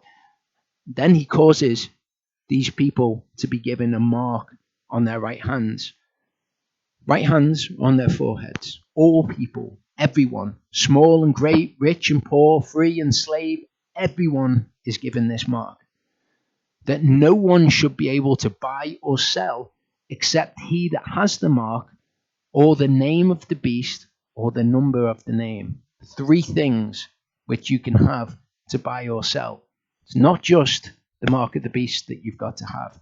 So when we're looking for things that could be the mark of the beast, we've got to look for things that fit into what is said here. Everyone has it. Everyone on the earth, that they've been deceived by these great signs and wonders, and that they can either have the mark or the name of the beast or the number of his name, not just this mark. Here is the wisdom. He who has understanding, let him calculate the number of the beast, for it is the number of a man, and his number is 666. Okay, I know there's people who believe that the symbol is the symbol that people in Islam have and all of that sort of stuff. That's fine. Maybe that's true. I'm not going to go into teaching about whether or not that is a valid interpretation, but it doesn't matter, because you can either have that, or you can have the name of the beast, or you can have the mark of the beast to buy or sell. Revelation 19:19-20 reveals who this second beast is. We're all familiar with the false prophet. So this second beast, we're told, deceives the people on the earth. You can see in verse 13 and 14, he leads astray those dwelling on the earth because of those signs, which he's been given to do before the beast, saying to those who dwell on the earth to make an image to the beast. Okay? The next time we hear this description, it says, I saw the beast, that's the first beast, and the kings of the earth. So we should have more understanding about what this is, and their armies gathered together to him, to fight, him who sat on the horse and his army. And the beast was seized, and with him was the false prophet who works signs in his presence. That's what we're told the second beast does, by which he led astray those who received the mark of the beast and those who worshipped his image. That's the second beast, which is why when he's referred to here, it says you've got the beast and the false prophet. That's the first beast and the second beast. We know who the false prophet is. He's the one who led astray the people by the signs that he did in the presence of the first beast, those who received the mark of the beast, those who worshipped his image. So he's going to lead them astray by signs. He's going to cause them to build an image. The image is going to be given a spirit so that it should speak and cause as many as will not worship it to be killed. And the false prophet is going to cause them to receive a mark also. They're all the things that we're looking for in this scenario. These are the things which must be present. Daniel 3:1-6 shows us a picture in Scripture, a prophetic picture of what we can expect in the end times. Nebuchadnezzar the king made an icon of gold. Okay, this is from the ISR version, but I'm highlighting that in the Septuagint version, it uses the word icon, because that's what an icon is. It's like a huge graven image, whose height was 60 cubits and its width 6 cubits. He set it up in the plain of Dura in the province of Babel. And King Nebuchadnezzar sent word to gather together the viceroys, the nobles, the governors, the councillors, the treasurers, the judges, the magistrates, and all the officials of the provinces to come to the dedication of the icon which King Nebuchadnezzar had set up. Then the viceroys, the nobles, and the governors, the councillors, the treasurers, the judges, the magistrates, and all the officials of the provinces gathered together for the dedication of the icon that King Nebuchadnezzar had set up. And they stood before the icon that Nebuchadnezzar had set up. Then a herald loudly proclaimed, "To you it is commanded, O peoples, nations, languages, all the people of the earth, that as soon as you hear the sound of the horn, the flute, the zither, the lyre, the harp, the pipes, and all kinds of instruments, you shall fall down and do obeisance to the gold icon the King Nebuchadnezzar has set up." So just as we see the plagues in Exodus amplified in Revelation, we see this amplified in Revelation as well. It's not a herald proclaiming that anybody who will not worship the image will be killed. It's actually the image itself. The image is given spirit so that it should both speak and cause to be killed as many as would not worship it. So anybody who will not fall down and do obeisance to the image shall be killed. Whoever does not fall down and do obeisance is immediately thrown into the midst of a burning furnace of fire. They'll be killed. So this herald proclaims what the image will proclaim in the end times. So this is what we are looking for when we're talking about the false prophet and his mark. The false prophet, who is the second beast, and his mark. He has two horns like a lamb and speaks like a dragon. Okay, so he's a false prophet. This is the definition of a false prophet, if you wanted to sum that up. He exercises all the authority of the first beast in his presence, causes the earth and those who dwell in it to worship the first beast, does great signs. He even makes fire come down from heaven on the earth before men, leads astray those dwelling on the earth because of those signs. It's nothing else. It's because of those signs. That's how everyone is led astray and caused to worship the first beast. Says to those dwelling on the earth to make an image, an icon to the first beast. Gives a spirit to the icon of the beast, that the icon of the beast should both speak and cause to be killed as many as would not worship the icon of the beast. These are so specific. This is not going to take us by surprise. Causes all to be given a mark on their right hand or on their foreheads, that no one should be able to buy or sell except he that has the mark, or the name of the beast, or the number of his name. Which brings me to one of the most popular things that people have thought in the past may be the mark of the beast. The reason that they've thought that this may be the mark of the beast is because of what we have here. These two lines in the middle, and these two lines in the middle, when they are computed by a computer, work out to sixes. That's how the computer recognizes those two lines as sixes. So they say you need the barcode to buy or sell. Not true. You can buy or sell without a barcode. You also don't get a barcode on your hand or on your forehead. Okay? Now, if you think, as we'll go on to see what the hand and the forehead may represent, then you could perhaps say that the barcode is on your hand or on your forehead. But this doesn't contain 666. That's false. Okay, the way that the computer reads this is 9687654632100968. And those other lines as well, they're read as numbers in between. So it doesn't have 666 in. It has 3 sixes in, but would that mean that any number with 3 sixes in could be the mark of the beast, or could be the number of his name?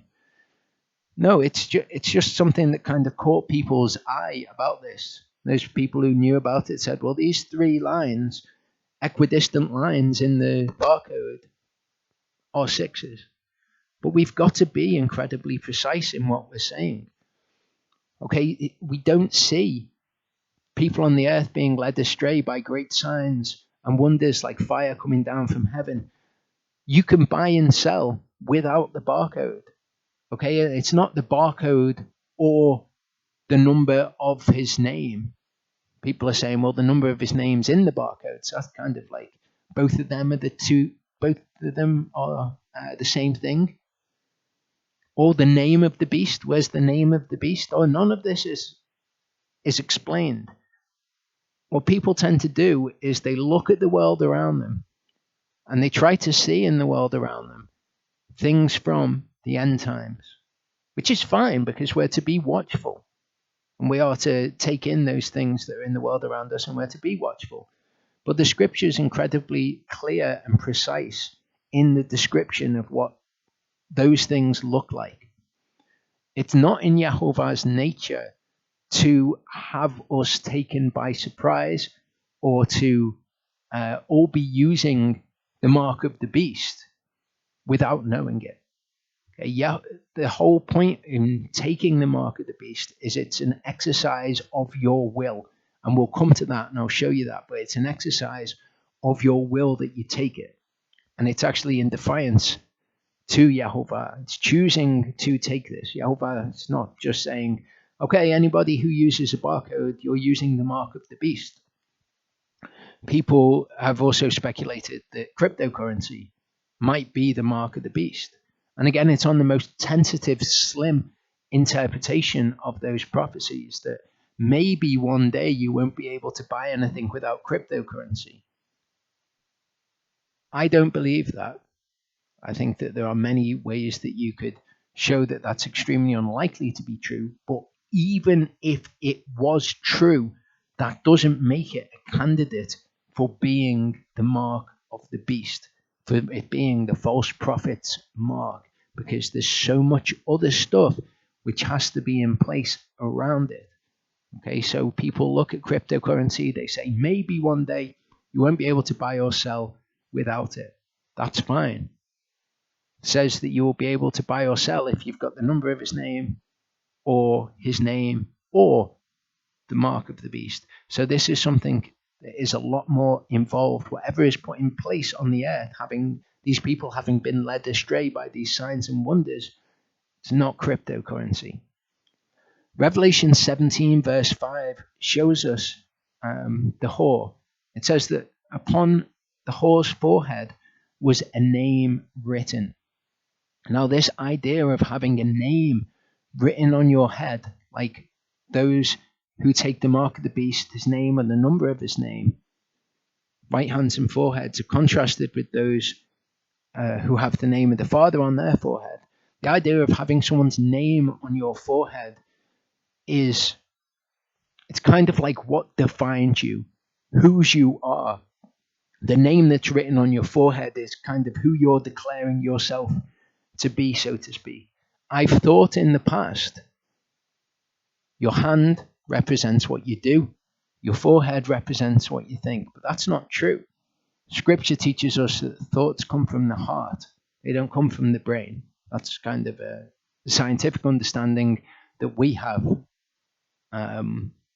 So that idea that the forehead's what you think isn't actually what Scripture would teach. If it was on your heart, then that would be what you think, the thoughts and intents of the heart, etc.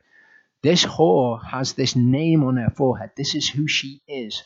Bavel, the great, the mother of whores and the abominations of the earth. That's a description of her. Okay, that's who she is. The name, again, is not an appellation. It's not a label given to somebody that you have on the head. Let's say the beast was called Clive. You're not going to have Clive written on your head. Like you're not going to have Yehovah written on your head if you're one of the 144,000. To have his name written on your forehead is who you are, and that is what you are about. We see the same with the whore who has this name written on her forehead. Your name is your character, your reputation, your fame.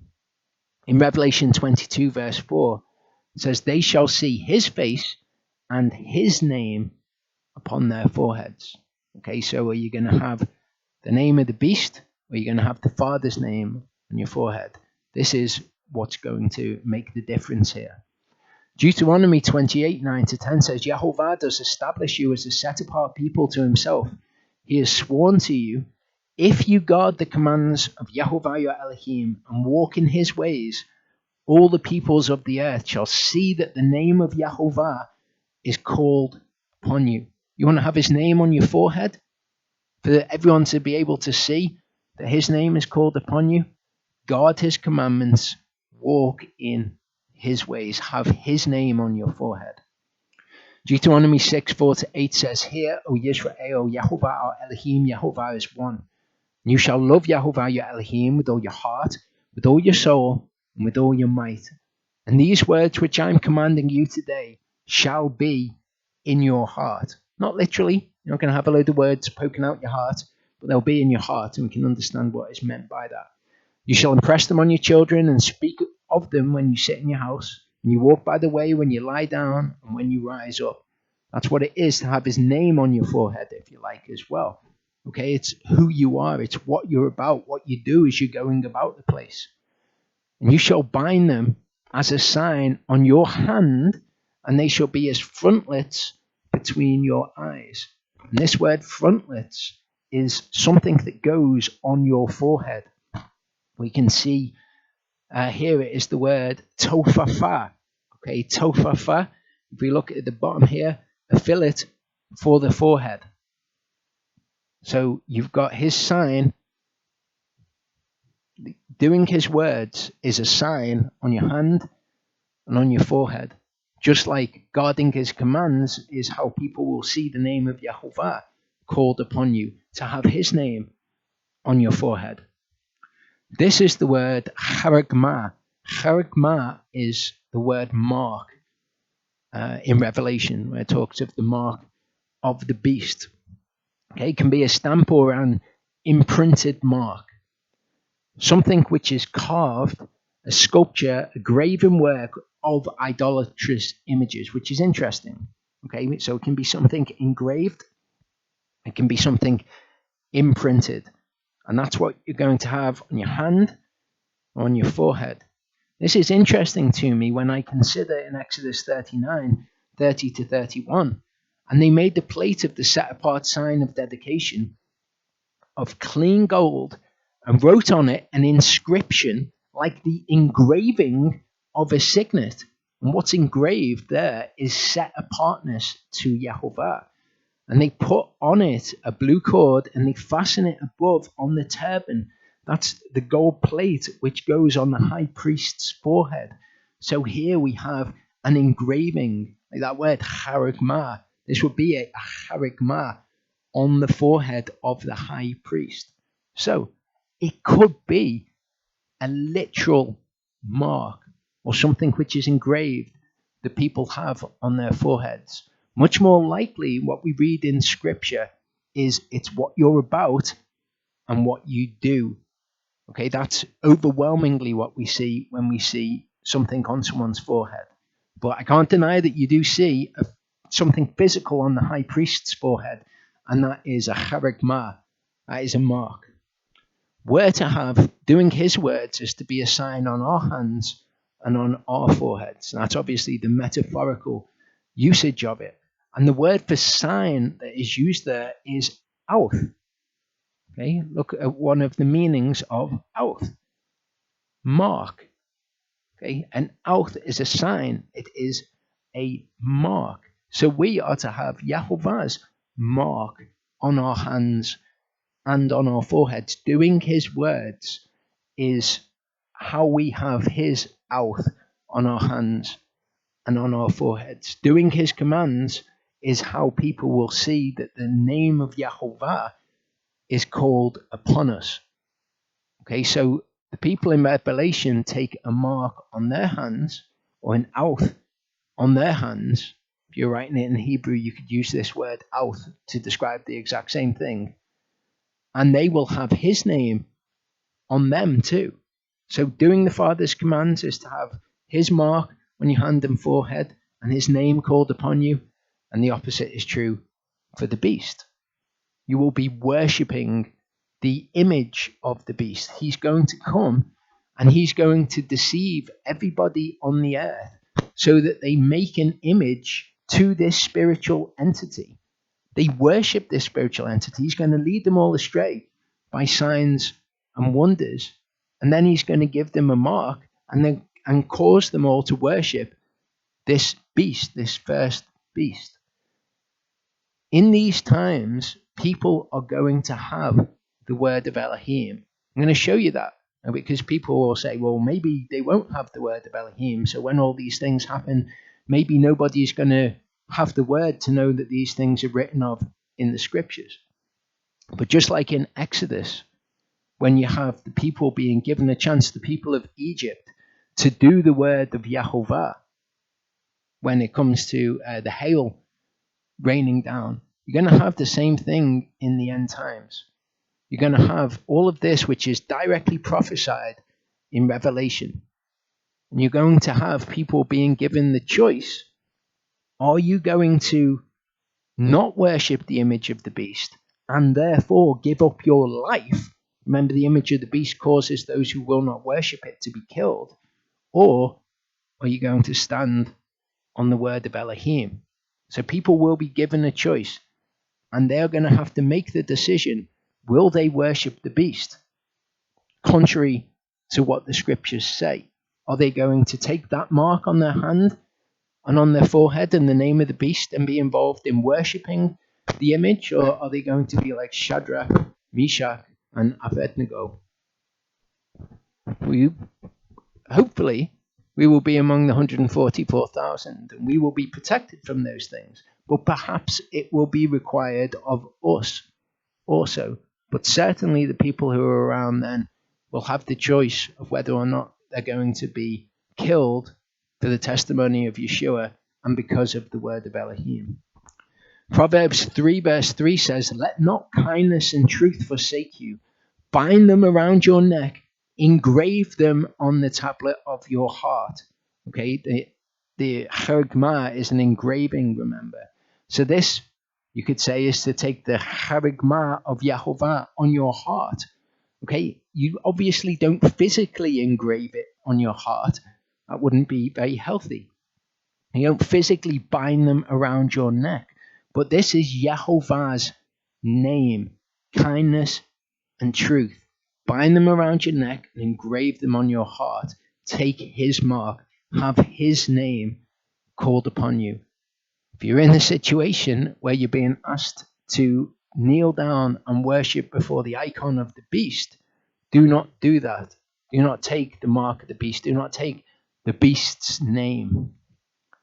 Psalm 26, 9-10 says, "Do not gather my soul together with sinners, nor my life with bloodthirsty men, in whose hands is a plot, and their right hand is filled with bribes." Okay, so what is in your right hand? Your hands speak of your works. We see that throughout the scriptures. Your right hand, what is at your right hand is what is important to you. Your right hand is a place of honor. Okay, so for these people, their works, what they do is to take bribes. Bribes are in their right hand. Okay, we know to do Yehovah's commands is to have that as a sign upon our hands, our works. Matthew 5 verse 30, Yeshua says, "If your right hand causes you to stumble, cut it off and throw it away from you, for it is better for you that one of your members perish than for your entire body to be thrown into Gehenna." And that's going to be true when people are given the opportunity, whether they will worship the image of the beast, whether they'll take his mark on their right hand, or whether they will give their lives. Because remember, the icon of the beast speaks and causes as many as will not worship the image of the beast to be killed. When it comes to taking that mark, when it comes to worshipping the icon and worshipping the beast, it's better for you that you were to cut off your right hand and throw it far from you. Psalm 16, 8-9 says, "I have set Yehovah always before me. Because he is at my right hand, I am not shaken. Therefore my heart was glad, and my esteem rejoices. My flesh also dwells in safety." We don't need to worry that we're going to accidentally take the mark of the beast. Yehovah is not trying to fool his people, and he doesn't punish people who are fooled into doing something. We know that Yehovah's name is to punish those who do iniquity, those who choose to walk away from him. That's his name. We can trust in who he is. We can trust that if Yehovah is at our right hand, we are going to be safe. We'll be safe from the mark of the beast if we make Yehovah our right hand, because we're not going to be doing any of those things, even on pain of death. Colossians 3 verse 17 says, "Whatever you do in word or deed, do all in the name of the Master Yeshua, giving thanks to Elohim the Father through him." Have his name written on your forehead. Have that as your right hand and as frontlets between your eyes. Revelation 14, 9-12 says, And a third messenger followed them, saying with a loud voice, "If anyone worships the beast or his icon and receives his mark upon his forehead or upon his right hand, upon his hand rather, he also shall drink the wine of the wrath of Elohim, which is poured out undiluted into the cup of his wrath. And he shall be tormented with fire and sulfur before the set apart messengers and before the Lamb. The smoke of their torment goes up forever and ever, and they have no rest day or night, those worshipping the beast and his image. Also, if anyone receives the mark of his name. Here is the endurance of the set apart ones. Here are those guarding the commands of Elohim and the belief of Yeshua." That's the endurance of the set apart ones. Those who will not worship the beast. They will not take his name on their hands. They will not take the mark of his name. They have the Father's name on their foreheads. They guard his commands, and thereby the world sees that the Father's name is called upon them. That's the endurance of the set apart ones in this last time. And to do this, you're going to have to not love your life even unto death. If it is required of you, you do not take his mark. You have the mark of the Father. You have his name called upon you, and thereby you are safe and you can trust in his name.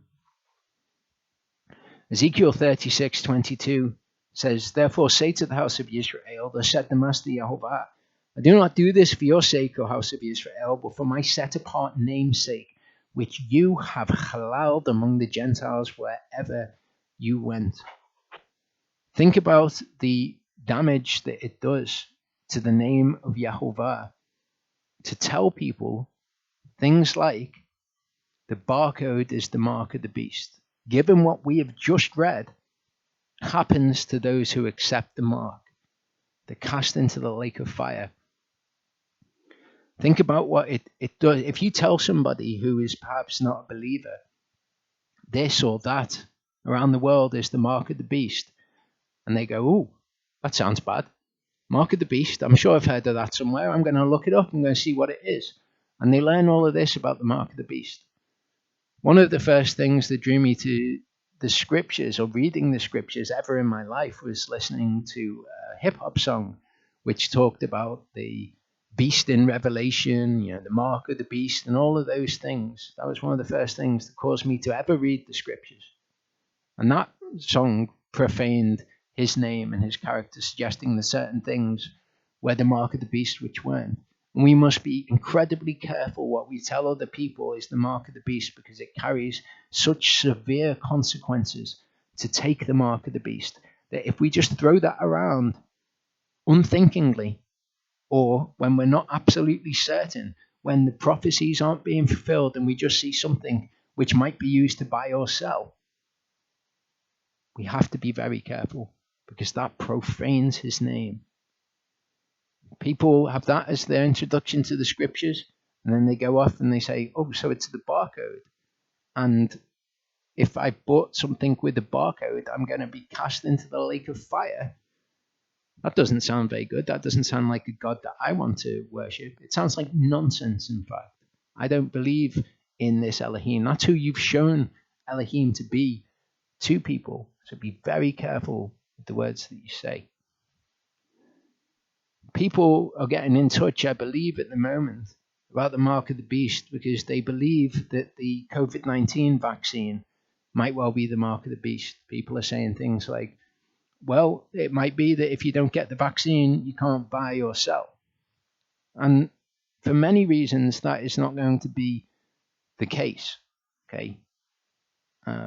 The idea of this mandatory vaccine, all these other scaremongery things that people have seen on YouTube videos, it's not going to be the case. But even if it was the case, this is not capable of being the mark of the beast for all of the reasons that we've looked at. It's going to need to be something that you exercise your will to take, okay? To go against the words of Elohim. Yeshua told us, there is no matter that enters a man from outside which is able to defile him, but it is what comes out of him that defiles the man. If anyone has ears to hear, let him hear. Really doesn't matter if you have something injected into your body, unless that's contrary to the Torah, then that would be an issue of sin. It wouldn't be the mark of the beast. But no one is able to defile you in such a way as you will be cast into the lake of fire. Certainly not an injection that people will be getting for health reasons, to be healthy. Okay, Yahovah is not like that. We've got to stop profaning his name by suggesting things like that might be true. That all these people are going to unknowingly go along to get a vaccine and then have all taken the mark of the beast. That's a terrible, terrible thing to tell other people. It's not something that we should suggest is true of Yahovah. And for the reasons that I looked at before, this in no way even comes close to fitting in with the prophecy of the mark of the beast and what people are going to be doing, what has led them astray, what has deceived them, and all of those things at that time. In Revelation 20, verse 4, it says, "And I saw thrones, and they sat on them, and judgment was given to them. And the souls of those who had been beheaded because of the witness they bore to Yeshua and because of the word of Elohim." So they're going to have the word of Elohim at this time, "who did not worship the beast, nor his icon, and did not receive the mark upon their foreheads or upon their hands." Why? Because of his word. When these things start happening in the future, we're going to have his word, and we're going to recognize them. We can tell other people, but they're going to choose to take the mark of the beast. They're going to choose, when it comes to having their lives taken from them, to be beheaded or to worship the mark of the beast. They're going to choose, sorry, I'm not going to give my life up for the word of Elohim. I'm going to take this mark. I'm going to worship this icon. Okay, this is the word lambano. And this is the word which is translated often as receive. Those who received the mark of the beast. And if we understand that in English, then we can just think of it as, so you might receive something that somebody does to you. If someone ran up and punched you in the face, you could be said in English to have received the punch in the face. But this word lambano carries with it the connotation of having taken something. It's been an exercise of your will to take something. It's not something that somebody can do to you. It's something that you're exercising your will to do. So again, as Yeshua said, there's nothing coming from outside that can defile a man. It's what comes from inside the man. It's his will to do those actions which are wrong. That's what defiles him.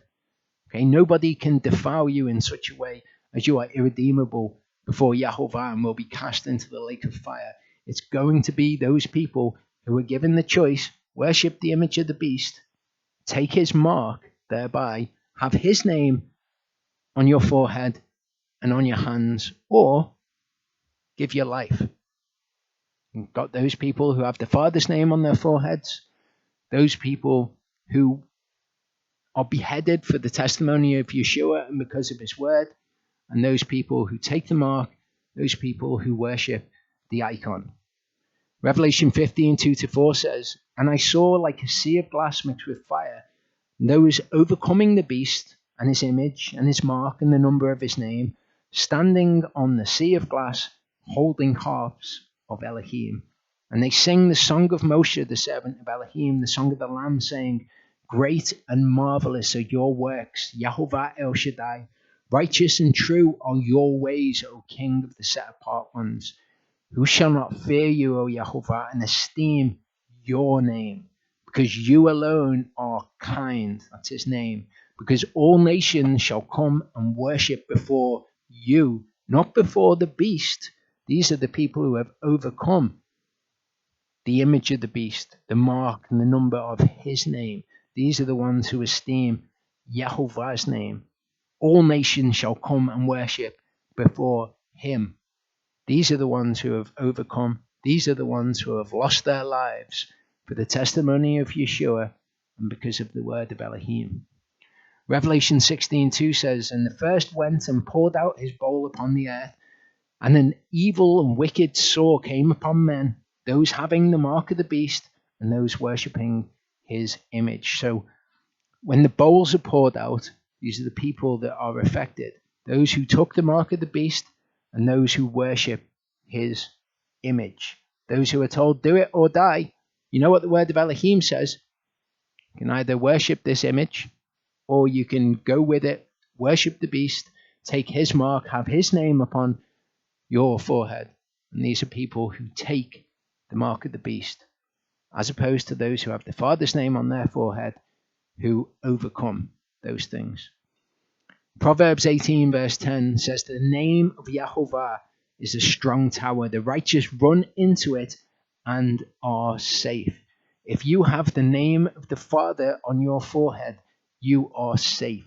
His name is a refuge. You're not going to take the mark of the beast.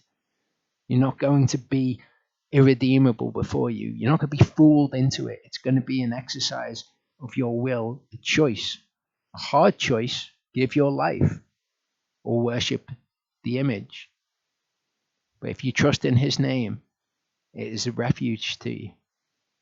Psalm 91 verse 14, because he cleaves to me in love, therefore I deliver him.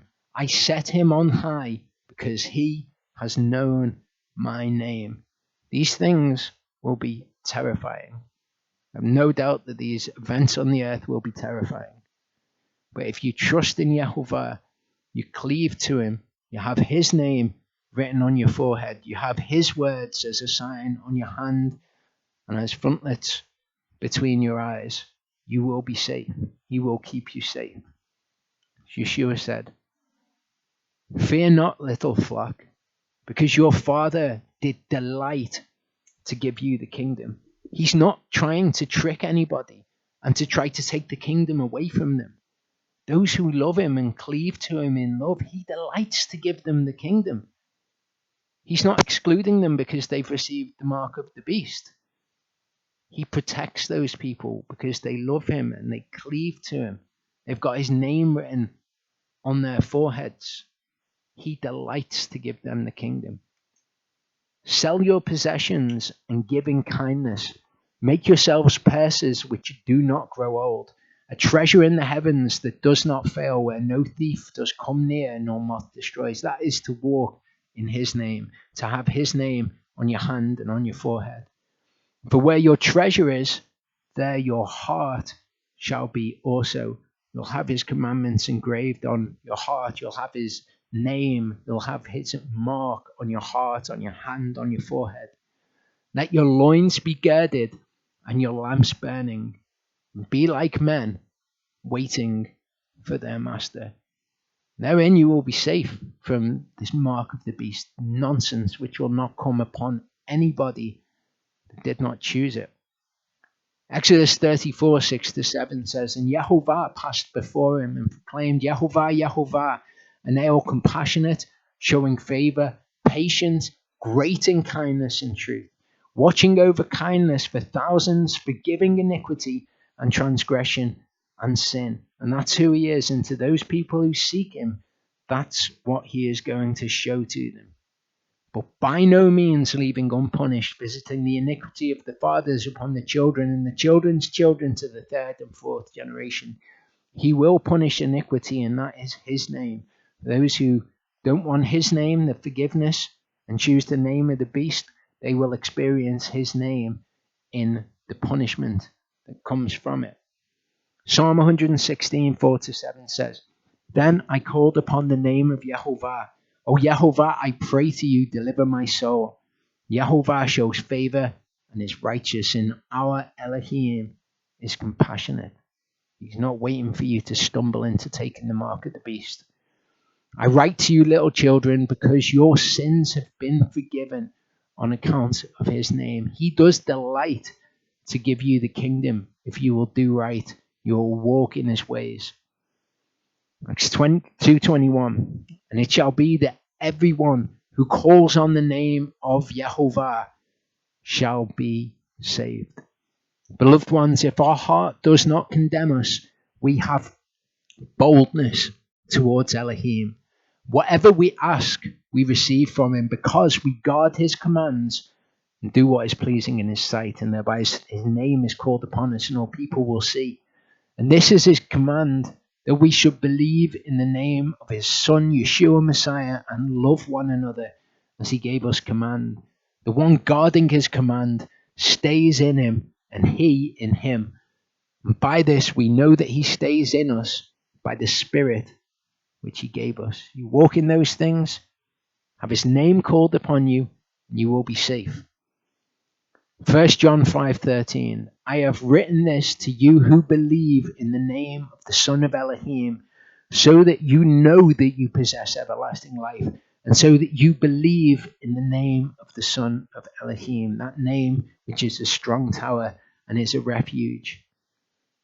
Psalm 9 verse 10, those who know your name trust in you.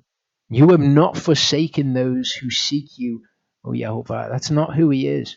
He delights to give the kingdom to those who seek him and those who walk in his name. John 3:18-20.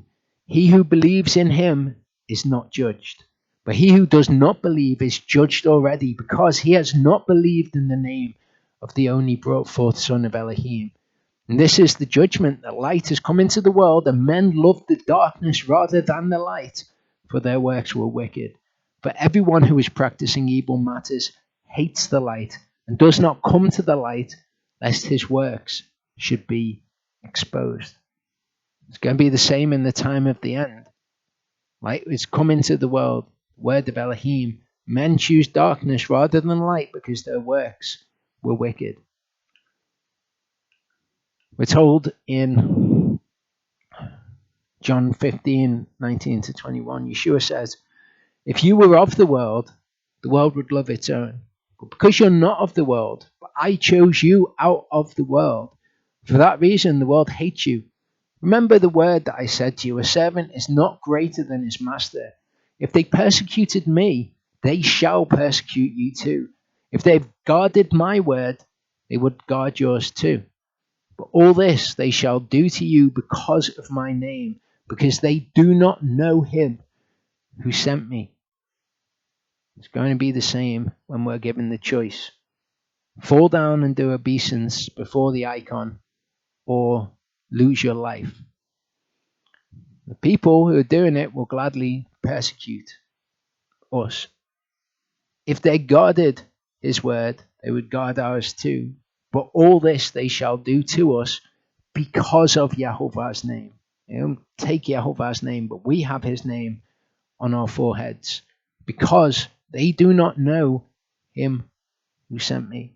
And they will choose to take the mark of the beast, to have his name upon their foreheads, to fall down and worship his image. 1 John 3:18-19 says, my little children, let us not love in word or in tongue, but in deed and in truth. And by this we know that we are of the truth, and shall set our hearts at rest before him. Don't be fearful of these things, as Yeshua said. Fear not, little flock, because your Father did delight to give you the kingdom. Sell your possessions and give in kindness. Make yourselves purses which do not grow old, a treasure in the heavens that does not fail, where no thief does come near, nor moth destroys. For where your treasure is, there your heart shall be also. Let your loins be girded and your lamps burning, and be like men waiting for their master. Let's pray.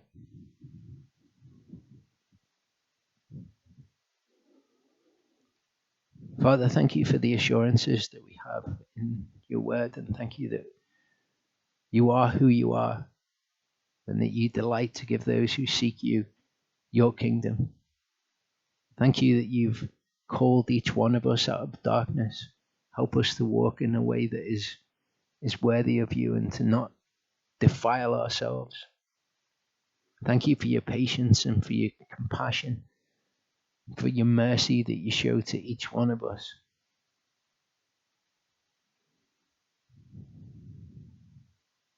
I pray, Father, that if we are to live in the time of the end, that you would strengthen us in that moment when we're given the choice to fall down and worship the image, or to to be beheaded for the testimony of Yeshua and because of your word. Thank you that you've called us to be your kingdom of priests, your set apart nation.